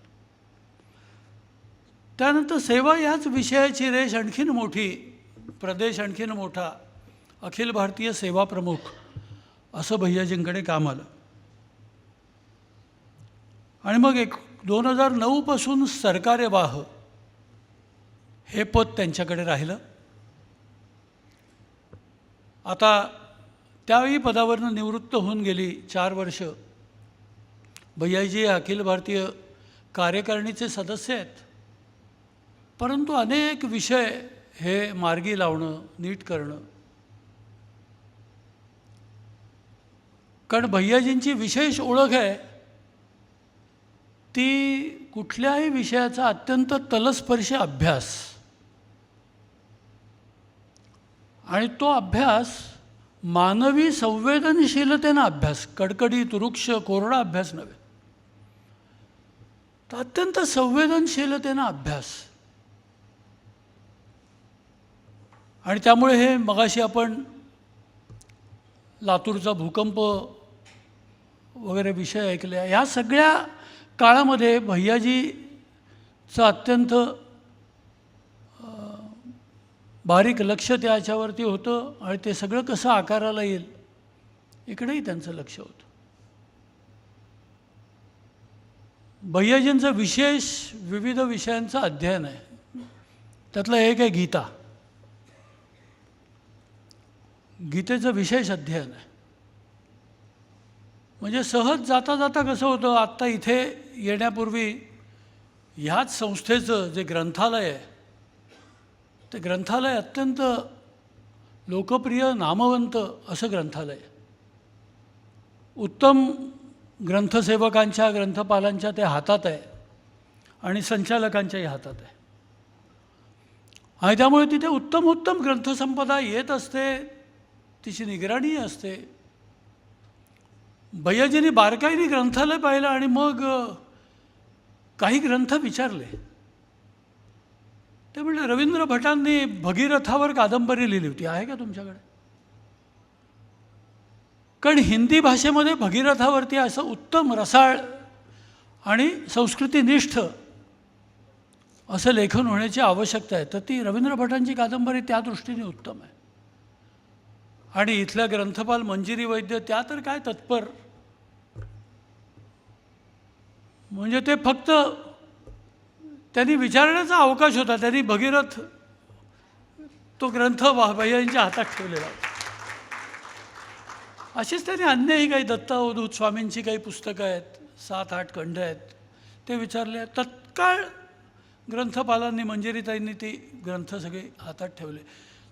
मला सांगायचं आहे असं की भैयाजींची अशा प्रकारे जिथे जातील तिथे एक बारीक दृष्टी असते. म्हणजे आजचे आपल्या सगळ्यांचे अत्यंत आवडते आणि मौल्यवान लेखन करतायत असे अभिराम भडकमकर, त्यांची गेल्याच वर्षी एक महत्त्वाची कादंबरी प्रकाशित झाली, सीता. अभिरामजींनी ती भैयाजींना पाठवली. भैयाजीने 8-15 दिवसात अभिरामजींना फोन केला आणि मग ती कादंबरी वाचली, कादंबरीची काय वैशिष्ट्ये वाटली. अभिरामजी थरारून गेले. ते म्हटले की अरे, अशी पुस्तकं म्हणजे वाटण्यात किती प्रती जातात ते लेखकांना माहिती असतं. इथेही काही लेखक असतील समोर, पण अशा दिलेल्या प्रतीचं अशा प्रकारे आस्वादन आणि त्वरेनं, इतकं बारकाईने, विचक्षणपणे वाचलेलं असं भैयाजींचा त्यांना जेव्हा निरोप गेला, बोलणं झालं, ते त्या लेखकाला मोठं बळ देतं ना, आणखीन पुढे नवीन नवीन अंकुर लेखनाचे प्रसवण्यासाठी त्यांना मोठं बळ देतं. तर त्यामुळे भैयाजींचा आम्हाला असं संघकामात तर नित्य आधार असतोच, परंतु अशा त्यांच्या सहज संवादातनंही आम्हाला भरपूर काही मिळत असतं. आजच्या ह्या कार्यक्रमासाठी, द्वितीय आवृत्तीच्या प्रकाशनासाठी भैयाजी मुद्दाम उपस्थित राहिले. मी भैयाजींना विनंती करतो की त्यांनी आपला मनोगत सगळ्यांसमोर व्यक्त करावं. बरं, तिथे बसणार की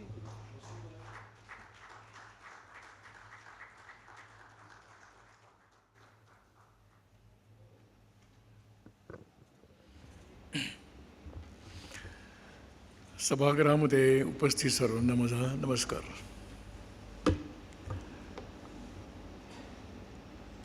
मी विचार करत होतो की या कार्यक्रमाला मला बोलवण्याचं कारण काय.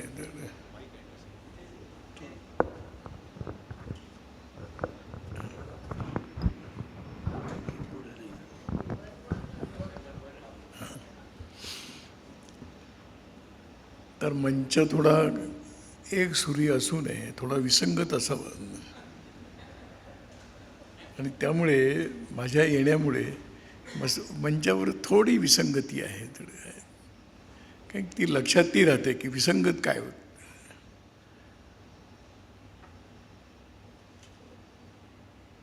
अत्यंत परीक्षक, निरीक्षक, अभ्यासक, समीक्षक असं ज्यांचं वैशिष्ट्य आहे असे अरविंदराव जामखेडकर मंचावरती आहेत.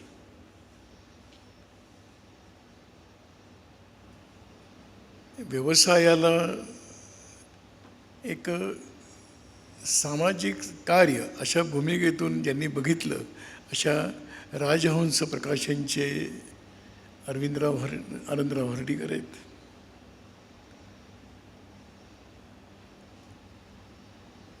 ज्यांच्या निमित्ताने आपण इथे आलो ते कलाकार नाहीत तर ते कला साधक आहेत असे सुहासराव बहुलकर आहेत. आणि 100 वर्षापेक्षा जास्त संस्थे चालवण्याचं जे काम आहे ते त्याच परंपरेने चालवण्याचा ज्यांनी विडा उचलला आहे, विडा घेतला आहे असे मुकुंदराव चितळे मंचावरती आहेत. आणि समोर बसलेल्यांमध्ये वासुदेवराव कामतांसारखे या क्षेत्रातले फार मोठं नाव असलेले असे आहेत. त्यामुळे मी म्हटलं की या सगळ्यामध्ये विसंगत कोण आहे.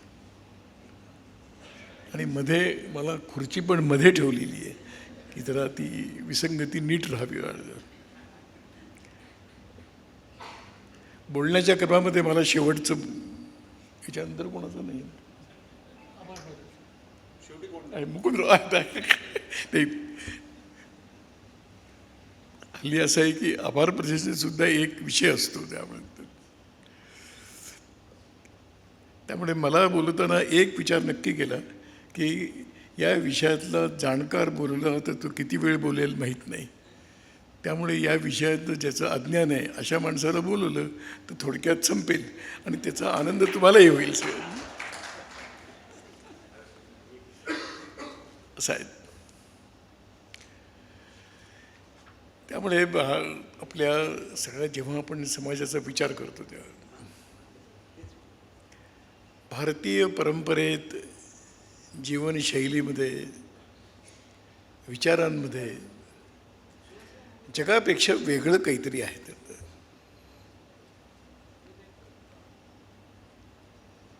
अंधानुकरण करणारा भारत कधी नव्हताच.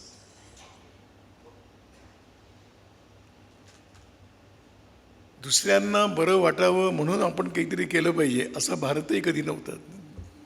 तो असणार नाही.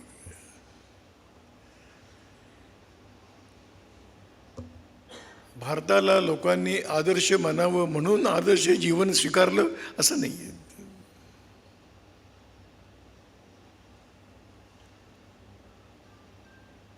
आणि म्हणून एक वेगळ्या प्रकारच्या देशाचे आपण आहोत आणि त्या वेगळ्या प्रकारच्या देशामध्ये जीवनातल्या विविध प्रकारच्या आपण गोष्टी बघतो आहोत.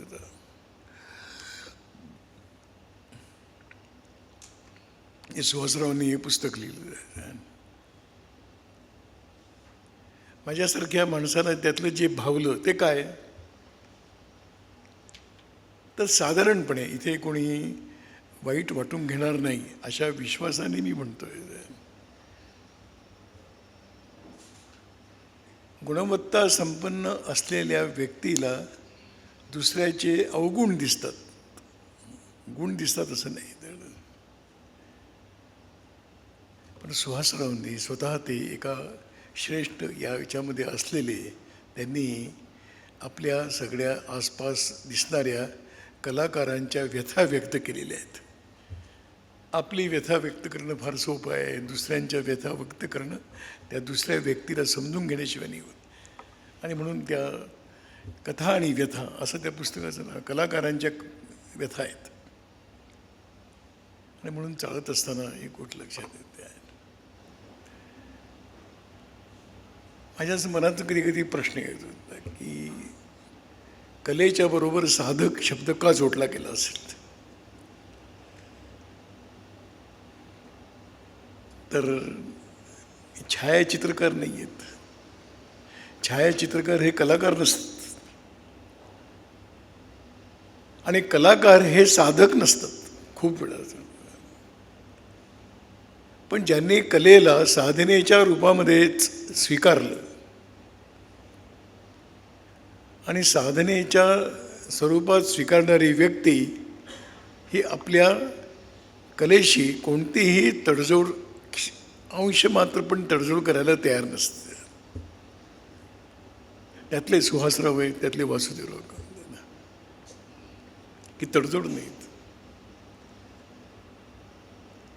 आमच्यासारखे थोडे काही लोक म्हणतात की अहो जरा असं करा, तर समोरचे म्हणतात तुम्ही जाणकार आहात का आम्ही जाणकार आहोत. या प्रश्नाचं उत्तर असं असतं की तुम्ही काही फार सांगू नका, आम्हाला लक्षात येईल ते आम्ही तुम्हाला योग्य वाटेल ते करून देऊ. आणि म्हणून सुहासरावांनी अनेकांशी संपर्क आला त्यांचा आणि एका फार मोठ्या व्यक्तीच्या कल्पनेप्रमाणे आणि काम करून दिलं. असं नानाजी देशमुखांचं चित्रकूटमधलं जे रामदर्शन आहे ते एक अद्भुत आहे आणि त्याचं श्रेय सुहासरावांना जितकं आहे इतकं नानाजींनी त्यात हस्तक्षेप केला नाही हेही पण तितकंच महत्त्वाचं आहे. पण आमच्यासारख्यांना जे आम्ही थोडे आपल्याला मोठे समजतो, जे मोठे नसतात ते स्वतःला मोठे समजतात असं जीवनाचं सूत्र आहे. त्यामुळे असे आमच्यासारखे काही सांगायला लागले तर ते स्वीकार नाही होत. त्यामुळे मला असं वाटतं की साधकाचंच हेच लक्षण आहे. कलाकारांचं वेगळं आहे, कलाकारांचा उद्देश लोकानुरंजन आहे, पण साधकांचा उद्देश लोकरंजन नाही आहे, लोकशिक्षण आहे, जनप्रबोधन आहे. आणि म्हणून चित्रकलेच्या या सगळ्या क्षेत्रामध्ये जी काही नावं आहेत त्या नावांमध्ये सुहासरावांसारखी नावं आहेत, वासुदेवरावांसारखी नावं आहेत. यांनी मला थोडंसं एक वेगळा एक संदर्भ लक्षात, अयोध्येला राम मंदिराच्या संदर्भात काही चालू होतं. वासुदेवराव तसे व्यावसायिक दृष्टीने असं नाव आहे असं नाही आहेत. आणि म्हणून जेव्हा असं प्रदर्शनीचा विषय निघाला तेव्हा स्वाभाविकपणे आमच्यासमोर त्यांचं नाव आलं की हे आहे. पण काही व्यवस्थेमध्ये लोकांना नाही कोण आहेत माहीत नाही, काय कसं काय करत आहे.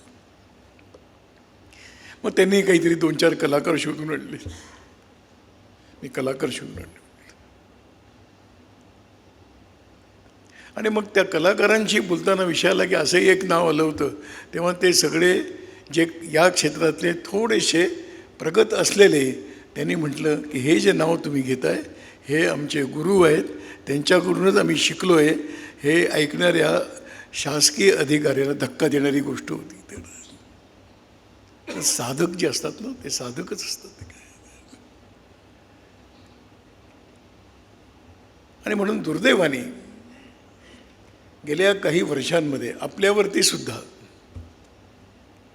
पश्चिमी जगताचा प्रभाव निर्माण झाल्यामुळे, प्रभाव पडल्यामुळे आपण दुर्दैवाने कलेला सुद्धा एक व्यवसायाचं रूप दिलं आणि साधनेतून ते भरकटत गेलं.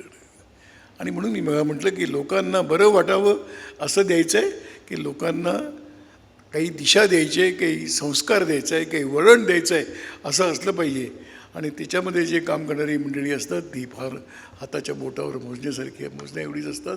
बाकी कलेला व्यवसाय म्हणून विकसित करणारे लोकांची कमतरता नाही. आणि म्हणून सुहासरावांसारखे आर्थिकदृष्ट्या किती संपन्न आहेत मला माहीत नाही, किंवा भौतिक दृष्टीने किती संपदा त्यांनी मिळवली तेही मला माहीत नाही. पण मला खात्री आहे की त्यांनी त्या भौतिक संपदेच्या मागे लागून कलेचा शब्द थोडासा हार्श आहे, पण कलेचा बाजार कधी होऊ दिला नाही. असे आहेत, असे सुहासराव आहेत, असे आहेत. आणि म्हणून त्यांच्या या पुस्तकाचं एक विशेष स्वागत आहे. हे नवीन माणसांनासुद्धा विचार करायला लावणारं असं आहे. मनावरती संस्कार करणारं पुस्तक आहे. चित्र आहेत, आणि आपण सगळे जाणतो की आम्ही चित्रकार जरी नसलो तरी चित्र बघून प्रभावित होणारी आम्ही सामान्य मंडळी आहोत.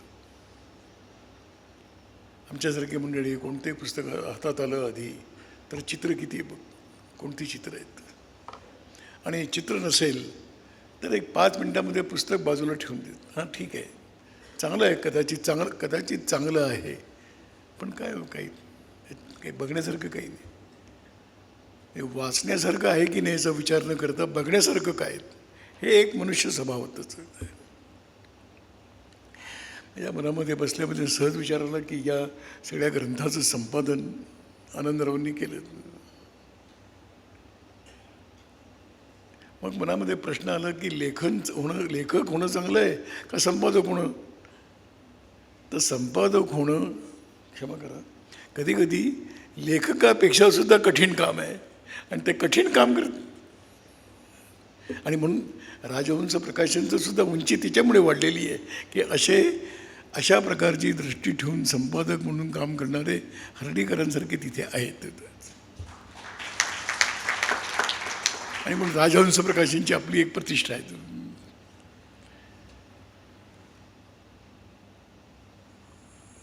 रवींद्रराव जामखेडकर या विषयातले जाणकार, त्यांनी अनेक प्रसंग सांगितले असतील. त्या प्रसंगातून वाध्ययन केलं असेल, वाचन केलं असेल, त्यातून चित्रकारांना सुद्धा एक कल्पना येते की काय. आणि म्हणून मला असं वाटतं की हा एक वेगळ्या प्रकारचा संगम आज या ठिकाणी आपल्या या कार्यक्रमाच्या निमित्ताने आपण बघतो. संस्कार भारती किंवा इतिहास संकलन समिती या संस्थांचं काम आहे एक अध्ययन करणारे आहेत, एक प्रस्तुत करणारे आहेत. दोन्ही मंच तितकेच प्रभावी आहेत. आणि योग असा आहे की कार्यक्रम होतोय ते सुद्धा एक साधक स्थळ आहे, साधनेचं स्थळ आहे. त्यामुळे मी आज पहिल्यांदाच मुकुंदरावने विचारलं, तुम्ही याच्यापूर्वी कधी आला होता? मी या लोकमान्य सेवा संघात पहिल्यांदा आलो. आणि मग आज मला असं वाटतं की याच्यापूर्वी आपण यायला पाहिजे होतं केव्हा तरी.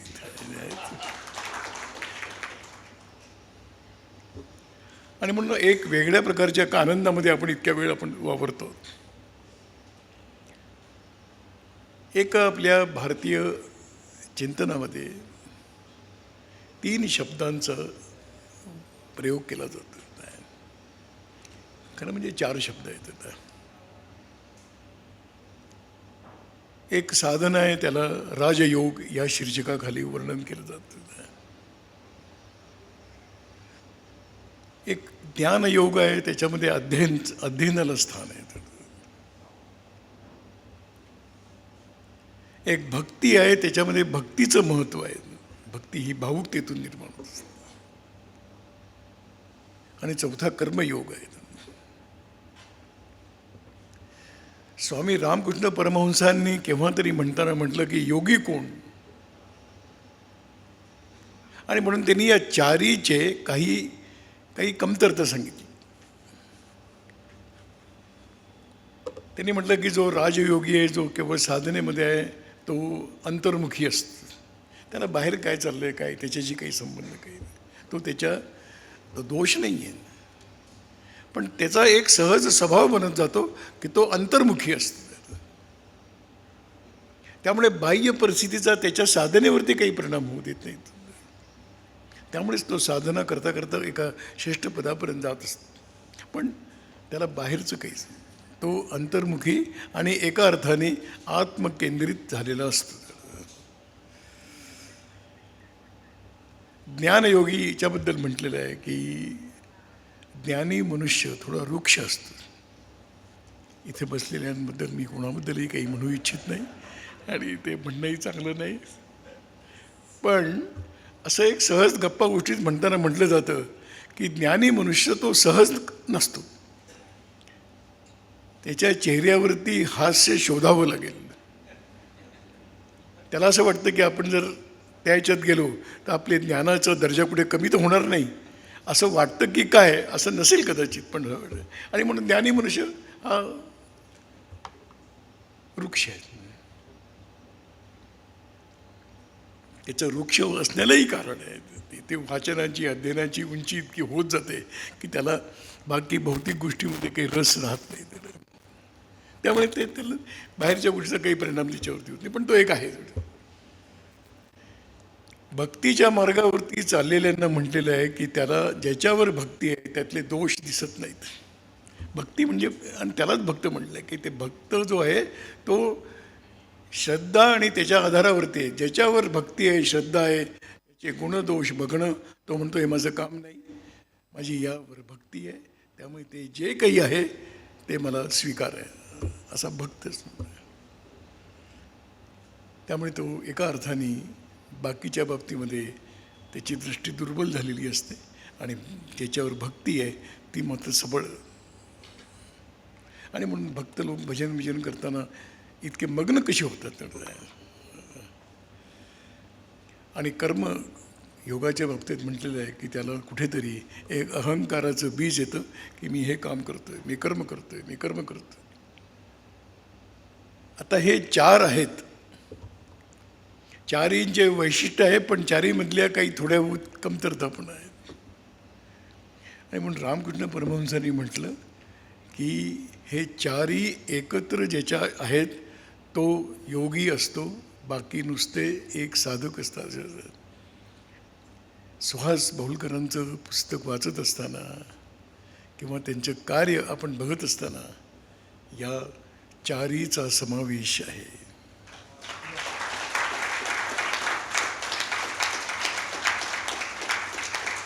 जेव्हा ते काम करत असतील तेव्हा आसपास काय चाललंय त्यांना माहीत नाही. ते पूर्णपणे अंतर्मुखी होऊनच ते काम करतात, तरच ते चांगलं होत आहे.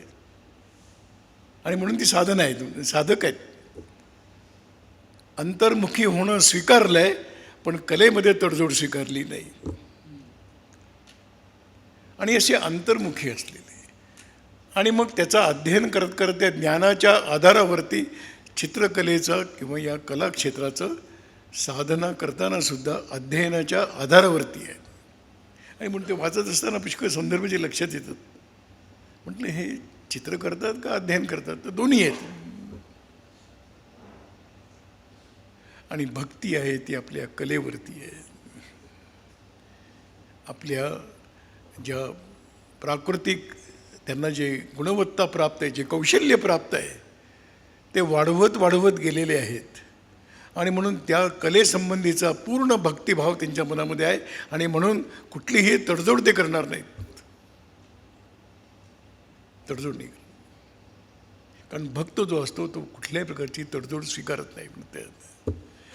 आणि कर्मशीलता आहे ती पूर्णपणे जीव ओतून त्या कलेमध्ये योग्य ते निर्माण व्हावं याच्याकरता रात्रंदिवस परिश्रम करण्याचं जीवन, परिश्रम करणारं जीवन आपण सुहासरावांच्या रूपामध्ये आपल्याला बघायला मिळेल. इतकं सोपं नसतं. आणि म्हणून या 4चा संगम असलेले सुहासराव बहुलकर. आणि म्हणून त्यांच्या पुस्तकाचं, ग्रंथाचं तुम्हा आम्हालाही आकर्षण, हातात घ्यावं, वाचावं असं आहे. आणि स्वाभाविकपणाने चित्रसुद्धा बोलकी असतात. चित्रांच्या बघितल्यानंतर फार संदर्भ देण्याची गरज पडत नाही. एक चित्र काही पानांची कथा रचू शकते, अशी ती चित्रांचा बघतानाच प्रभाव होत असतो. आपण व्यंगचित्रकार, आपल्याला माहिती आहे की व्यंगचित्रकार हे छोट्याशा एखाद्या कुंचल्यातून एक मोठा संदेश देणारे असतात. आणि सुहासराव तर त्या कलेमध्ये मुरलेले असे असल्यामुळे त्यांच्या प्रत्येक चित्रातला काही ना काही संदर्भ आहे, काही अर्थ आहे, संदेश आहे. ते बघितल्यानंतर मनामध्ये आमच्या उठणारे काही विचारांचं प्रवाह आहे, इतकं प्रभावी अशा प्रकारचं आहे. आणि म्हणून या अशा श्रेष्ठ कलाकाराच्या कला साधकाच्या पुस्तकाच्या द्वितीय प्रकाशनाला आपण इथे एकत्र आलो. मला असं वाटतं की सुहासरावांच्याबद्दल आपल्या मनामध्ये प्रेम आदर आहेच, पण त्याच्यापेक्षा जास्त त्यांच्या कलेबद्दल तुमच्या आमच्या मनामध्ये सन्मानाचा भाव आहे. म्हणून आपण या आज कार्यक्रमाला आलेलो आहोत. अशा कार्यक्रमामध्ये उपस्थित राहण्याची संधी विविध प्रकारच्या ह्याच्यातून माझ्या तारखा आणि मला हे मुद्दाम आभार मानावेसे वाटतात की त्यांनी मी जे काही तारखा सुचवू शकलो त्या तारखेला त्यांनी हा कार्यक्रम जुळवून आणल्यामुळे मला या कार्यक्रमाला उपस्थित राहता आलं. त्याबद्दल मी सुहासरावांचे मनपूर्वक आभार मानतो. आपल्या सर्वांना जी कलेबद्दलची भक्ती आहे त्यालाही नमस्कार करून माझं बोलणं संपतो.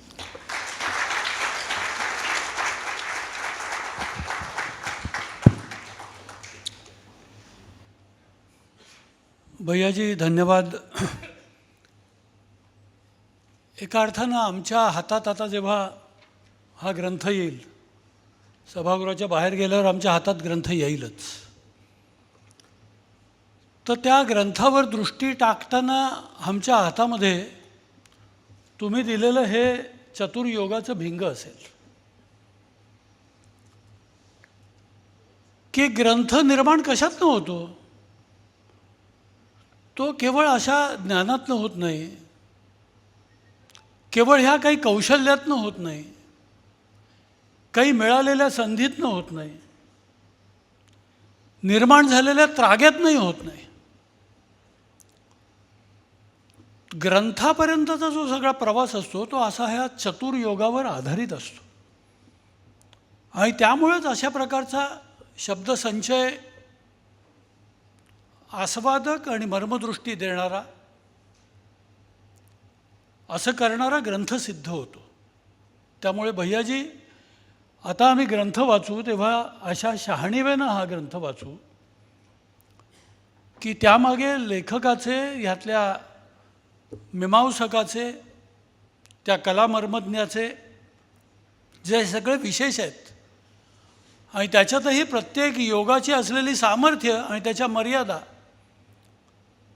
त्याच्या संमिलनामुळे सगळ्या मर्यादा कशा दूर होतात आणि सामर्थ्यांचं वर्धन होतं आणि त्या वर्धनातून अशा प्रकारे उत्तम ग्रंथाची निर्मिती होते. त्यामुळे भैयाजी ही दृष्टी दिल्याबद्दल मनपूर्वक धन्यवाद. आजचा हा कार्यक्रम इथे भारतीय इतिहास संकलन समिती, संस्कार भारती आणि लोकमान्य सेवा संघ ह्या 3 संस्थांच्या समन्वयातून हा कार्यक्रमात आकाराला आला आहे. आत्ता मंचावरती आपल्यासमोर या लोकमान्य सेवा संघाचे सन्माननीय अध्यक्ष मुकुंदराव चितळे आहेत.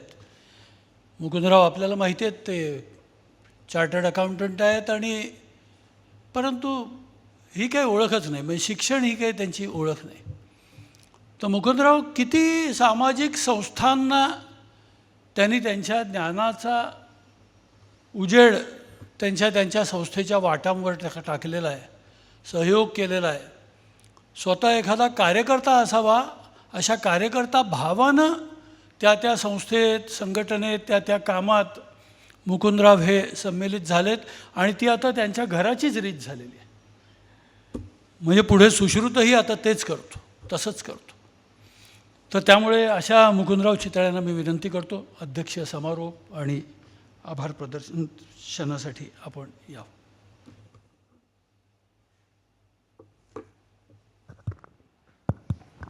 नमस्कार.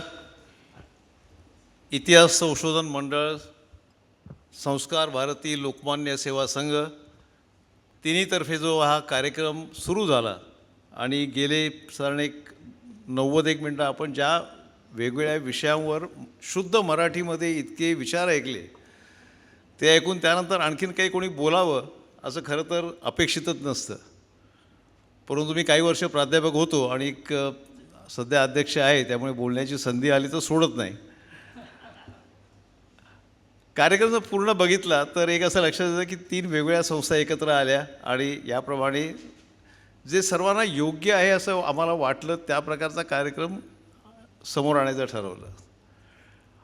बऱ्याचदा पुस्तक प्रकाशन म्हटलं जातं, पण हा ग्रंथ प्रकाशन होतं.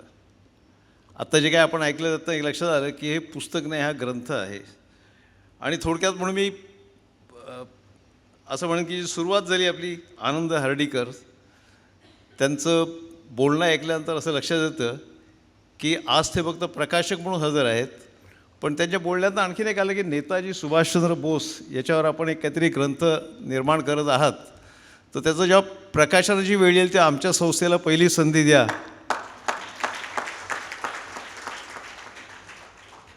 कारण शेवटी लोकमान्य सेवा संघाचं काम काय आहे, तर समाजासाठी ज्या ज्या चांगल्या गोष्टी आहेत त्या समोर आणायच्या. आणि आपण ज्या सगळ्या बोलण्यात ऐकलं की जनजागृती, लोकशिक्षण, लोकजागृती हा जो विचार आहे तो नुसता बोलण्याने होत नाही, तर ज्यांनी अशी कामं केलीत अशा व्यक्तींची चरित्र समोर आणून करायचं. त्यामुळे जेव्हा आपण म्हणता की नेताजी सुभाषचंद्र बोसांवर आपण ग्रंथ लिहिणार आहात, तेव्हा आम्हाला पहिली संधी नक्की द्या. लोकमान्य सेवा संघाबद्दल बोलायचं म्हटलं तर इथे येऊन गेलेल्या जेवढ्या व्यक्ती आहेत त्याच्यात नेताजी सुभाषचंद्र बोस, महात्मा गांधी इथपासून सध्याचे आपले पंतप्रधान सर्व मान्यवर व्यक्ती आलेले आहेत. आणि जेव्हा मी बोलताना भैयाजींना मुद्दाम विचारलं की तुम्ही प्रथम आलात का, तर म्हणे होय. तर त्यानिमित्त मला सुहास बळूकरांचे आभार मानले पाहिजेत की त्यांनी बरोबर भैयाजींची दिवस वेळ काढून त्यांना इथे आणण्याला प्रवृत्त केलं. त्यामुळे सुहासजी तुमचं पुस्तक तर आहेच, पण तुम्ही त्यांना आणलं त्याबद्दल तुमचे आभार. आणि भैयाजी मी एवढंच म्हणेन की लोकमान्य सेवा संघाची खाती अशी आहे की एकदा बोलावलं की परत परत बोलवत राहतो. त्यामुळे त्याच्यानंतर आपण जामखेडकरांचं ऐकलं, त्यांनी देवालय आणि अशा ज्या वेगवेगळ्या गोष्टी सांगितल्या. आणि त्यांनी एक छान सांगितलं की व्यथा फक्त लेखकाची, प्रकाशकाची नसते, तर ज्याला वेगळ्या प्रकारचं काम करायला लागतं त्याची पण व्यथा असते. आणि त्या व्यथा आपण ऐकल्यात. बहूळकरांच्या बोलण्यामध्ये श आणि श यातला फरक मला वाटतं आजकाल लहान मुलांना विचारलं की हे 2 श आहेत का, तर असे 2 श आहेत का हाच पहिला प्रश्न राहील. मग त्यातला फरक हा आणखीन पुढची गोष्ट झाली. लेखक, कलाकार ते किती मान्यवर आहेत हे आपल्याला पुढच्या त्यांच्या बोलण्यातनं कळलं. फक्त कधीकधी असं असतं की पार्ल्यात राहिल्यानंतर हा थोडासा एक तोटा असतो आम्हाला, कारण आम्हाला ते इतके वेळा दिसतात की एवढी मान्यवर व्यक्ती असं डोक्यातच येत नाही. मी त्यांना मगाशी मी बोलता बोलता म्हणलं की ते म्हटलं की बहूळकर काय काय करतात, तर मी त्यांना आपलं मजेत म्हटलं बहूळकर आम्हाला बाजारात भाजी घेताना पण दिसतात. म्हणजे आमची इथल्या पार्ल्यात राहणाऱ्या लोकांबद्दलची जी ओळख असते ती इतकी आहे की नेहमी भेटल्यामुळे कधीकधी जी मान्यवर व्यक्ती असते त्याची मान्यवरता बाजूला सरकत नाही, पण त्याच्याशी बोलणं, वागणं, चालणं इतकं सहजपणे होऊन जातं. आणि ती पण व्यक्ती तितक्याच सहजपणे आमच्याशी बोलते की त्यांची मान्यवरता बाजूला राहते आणि व्यक्ती माणूस म्हणून तो समोर येतो. मला वाटतं हेच त्यांचं सर्वात मोठं गोष्ट आहे. भैयाजींसारख्या व्यक्तीला इथे प्रमुख पाहुणे म्हणून बोलवायला आम्हाला संधी मिळाली, हेच आमचं मुख्य भाग्य. त्यांनी बोलताना म्हटलं की विसंगती मंचावर वगैरे असते, तर या सगळ्यात विसंगत फक्त हा माणूस आहे. बाकी सगळे त्या त्या क्षेत्रातले अतिशय मान्यवर व्यक्ती आहेत, ज्यांच्या शब्दामुळे लाखोनी लोक समाजामध्ये, देशामध्ये काम करतात. अशा व्यक्तींना इथे आम्हाला बघायला मिळालं, ऐकायला मिळालं, याच्यावर म्हटलं मोठी गोष्ट कुठली असूच शकत नाही. बाकी आता ग्रंथप्रकाशन असल्यामुळे दुसरे 1-2-3 गोष्टी डोक्यात आल्या तेवढंच फक्त मांडतो. आपण बऱ्याच वेळा वाचतो, पण मला वाटतं वाचन हे डोळ्याने नसतं करायचं, ते वाचन हे मनाने करायचं असतं. तर जिथे ते आपण डोळे आणि वाचन म्हणजे मन लावून वाचन करतो ते खरं वाचन असतं, अन्यथा ते पुस्तक चालणं असतं. त्यामुळे हे जे काय पुस्तक आहे ते बाहेर आहेच आणि शक्यतो घेताना मी 2 कॉपीज घ्याव्या, एक स्वतःला आणि एक दुसऱ्याला द्यायला.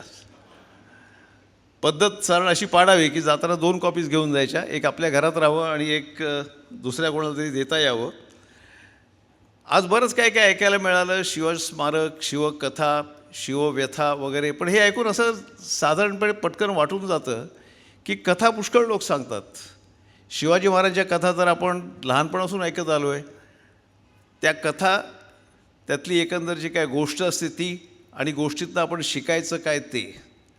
पण आपल्याला बऱ्याच वेळा असं असतं की आपण एखाद्याला देव करून टाकतो म्हणजे मग आपलं काम संपून जातं.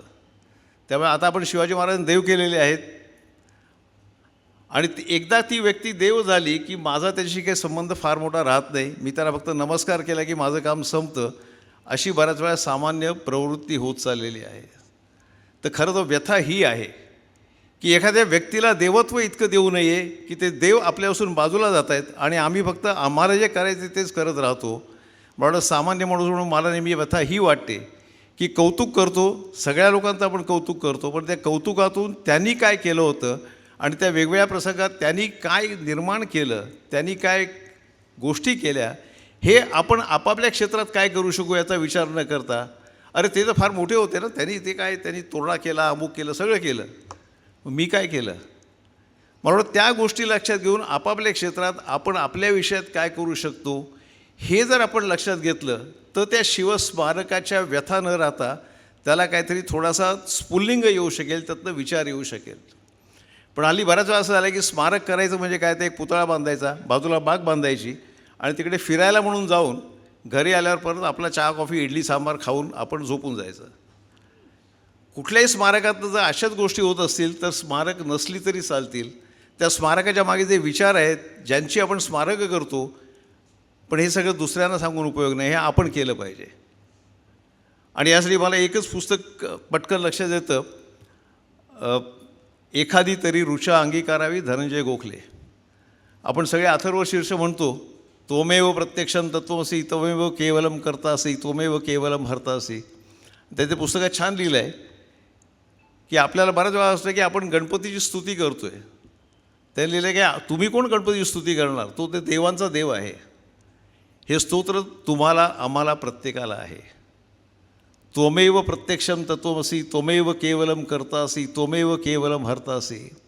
एक तरी ऋचा आपल्या अंगीकारी आणण्याचा प्रयत्न करूया, तर हे रोज 10 वेळा 100 वेळा 1000 वेळा 15,000 वेळा म्हटलं, त्या म्हणण्याला महत्त्व नाही आहे, पण त्या म्हणण्यातनं ती एक ऋचा जरी आपण अंगीकारली तर आपल्याला काय उपयोग होईल, हा मला वाटतं आपल्याला जर विचार आला ना, तर अशा कार्यक्रमात येण्याचं आणि त्याच्यात आपल्याला वेळ देण्याचं खरंच सार्थक झाल्यासारखं होतं.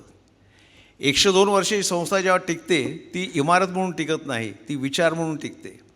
तिथे आलेल्या चांगल्या लोकांनी जे मार्गदर्शन केलं आणि ते मार्गदर्शन ऐकून काही लोक त्याप्रमाणे विचार करायला तयार झाले, पुढे आले, निर्माण झाले, यातनं ती संस्था टिकते. आणि त्यामुळे इथे होणारा प्रत्येक कार्यक्रम हा ज्याला जनजागृती म्हणता येईल, ज्याला काहीतरी लोकशिक्षण म्हणता येईल, असं लक्षात घेऊन केला जातो. आणि मला खात्री आहे की हे लक्षात घेऊन आजचं एवढं चांगलं ऐकल्यानंतर आपण जे आज विचार ऐकलेत त्यात त्यांनी काय गोष्टी सांगितल्या लक्षात न घेता त्यातनं मी काय करू शकतो असं जर आपण लक्षात घेतलं तर मला वाटतं त्यातनं आपल्याला पुढे जायला संधी मिळेल. शेवटी एकच म्हणेन की एक किशोर मोग्यांचं एक शब्द या विषयावर एक पूर्ण कवितेचं पुस्तक आहे, वाचण्यासारखं आहे. बोलताना मराठी, इंग्रजी, हिंदी, इंग्लिश आपण जे काही शब्द वापरतो ते वापरत असतात आणि प्रत्येकजण आपापल्याप्रमाणे. जसं पटकन सुहासजी बोलायचं थांबल्यानंतर प्रमोद बापटांनी जे पटकन सांगितलं की यांचं शिक्षण पुण्यात झालं आहे सांगायची आवश्यकता नाही म्हणून, हे ज्या पटकनपणे प्रमोद बापटांनी सांगितलं, तर पहिलं तर कौतुक मला प्रमोद बापट यांचं केलं पाहिजे की त्यांनी ज्याप्रमाणे सगळ्या याचं संयोजन केलं. तर मग ह्यांना आम्ही कुठेतरी एखाद्या कार्यक्रमात भाषणाला बोलावणार हे नक्की झालं. तर किशोर मोग्यांनी एक शब्द या विषयावर जे पूर्ण पुस्तक लिहिले तर ते एक छान हे आहे. सुधीर मोगे, सॉरी नाव चुकलं, आय एम सॉरी. शब्दाना नसते दुःख, शब्दाना नसते सुख, ते वाहतात जे ओझे, जे तुमचे अमुचे असते. आपण आपापले शब्द वापरतो, कधी कधी योग्य असतात, कधी अयोग्य असतात. जसं आता माझं नावच घेताना माझं चुकलं, ती माझी चूक होती. पण जे शब्द वापरले असतात त्या शब्दांचं दुःख सुख बाजूला ठेवून त्या शब्दाच्या मागे जी भावना होती, त्या शब्दाच्या मागे जो ओलावा होता किंवा शब्दाच्या मागे जो विचार होता, तो विचार जर आपण घेतला आणि ते जर ओझं आपण आपल्याबरोबर बाळगलं, तर अशा कार्यक्रमात या ज्या 4 मान्यवर व्यक्त्यांनी आपल्याला वेळ दिला त्या वेळेचा आपण सदुपयोग करून घेतला आणि आपण आपल्याला काहीतरी उपयोग करून घेतला असं आपल्याला वाटेल. आणि तीच खरी आजच्या कार्यक्रमात आल्याची पावती राहील. आपण सगळे आलात, आपल्याला मनपूर्वक धन्यवाद. याच्यानंतर राष्ट्रगीत होईल आणि त्यानंतर कार्यक्रम इथे संपेल. धन्यवाद.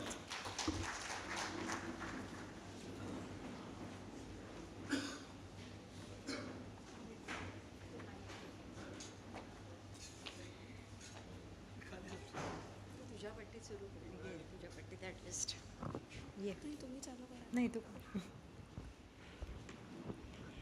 जनगण मन अधिनायक जय हे भारत भाग्य विधाता पंजाब सिंध गुजरात मराठा द्राविड उत्कल बंग विंध्य हिमाचल यमुना गंगा उच्छल जलधि तरंग तव शुभ नामे जागे तव शुभ आशीष मागे गाहे तव जय गाथा जनगण मंगलदायक जय हे भारत भाग्य विधाता जय हे जय हे जय हे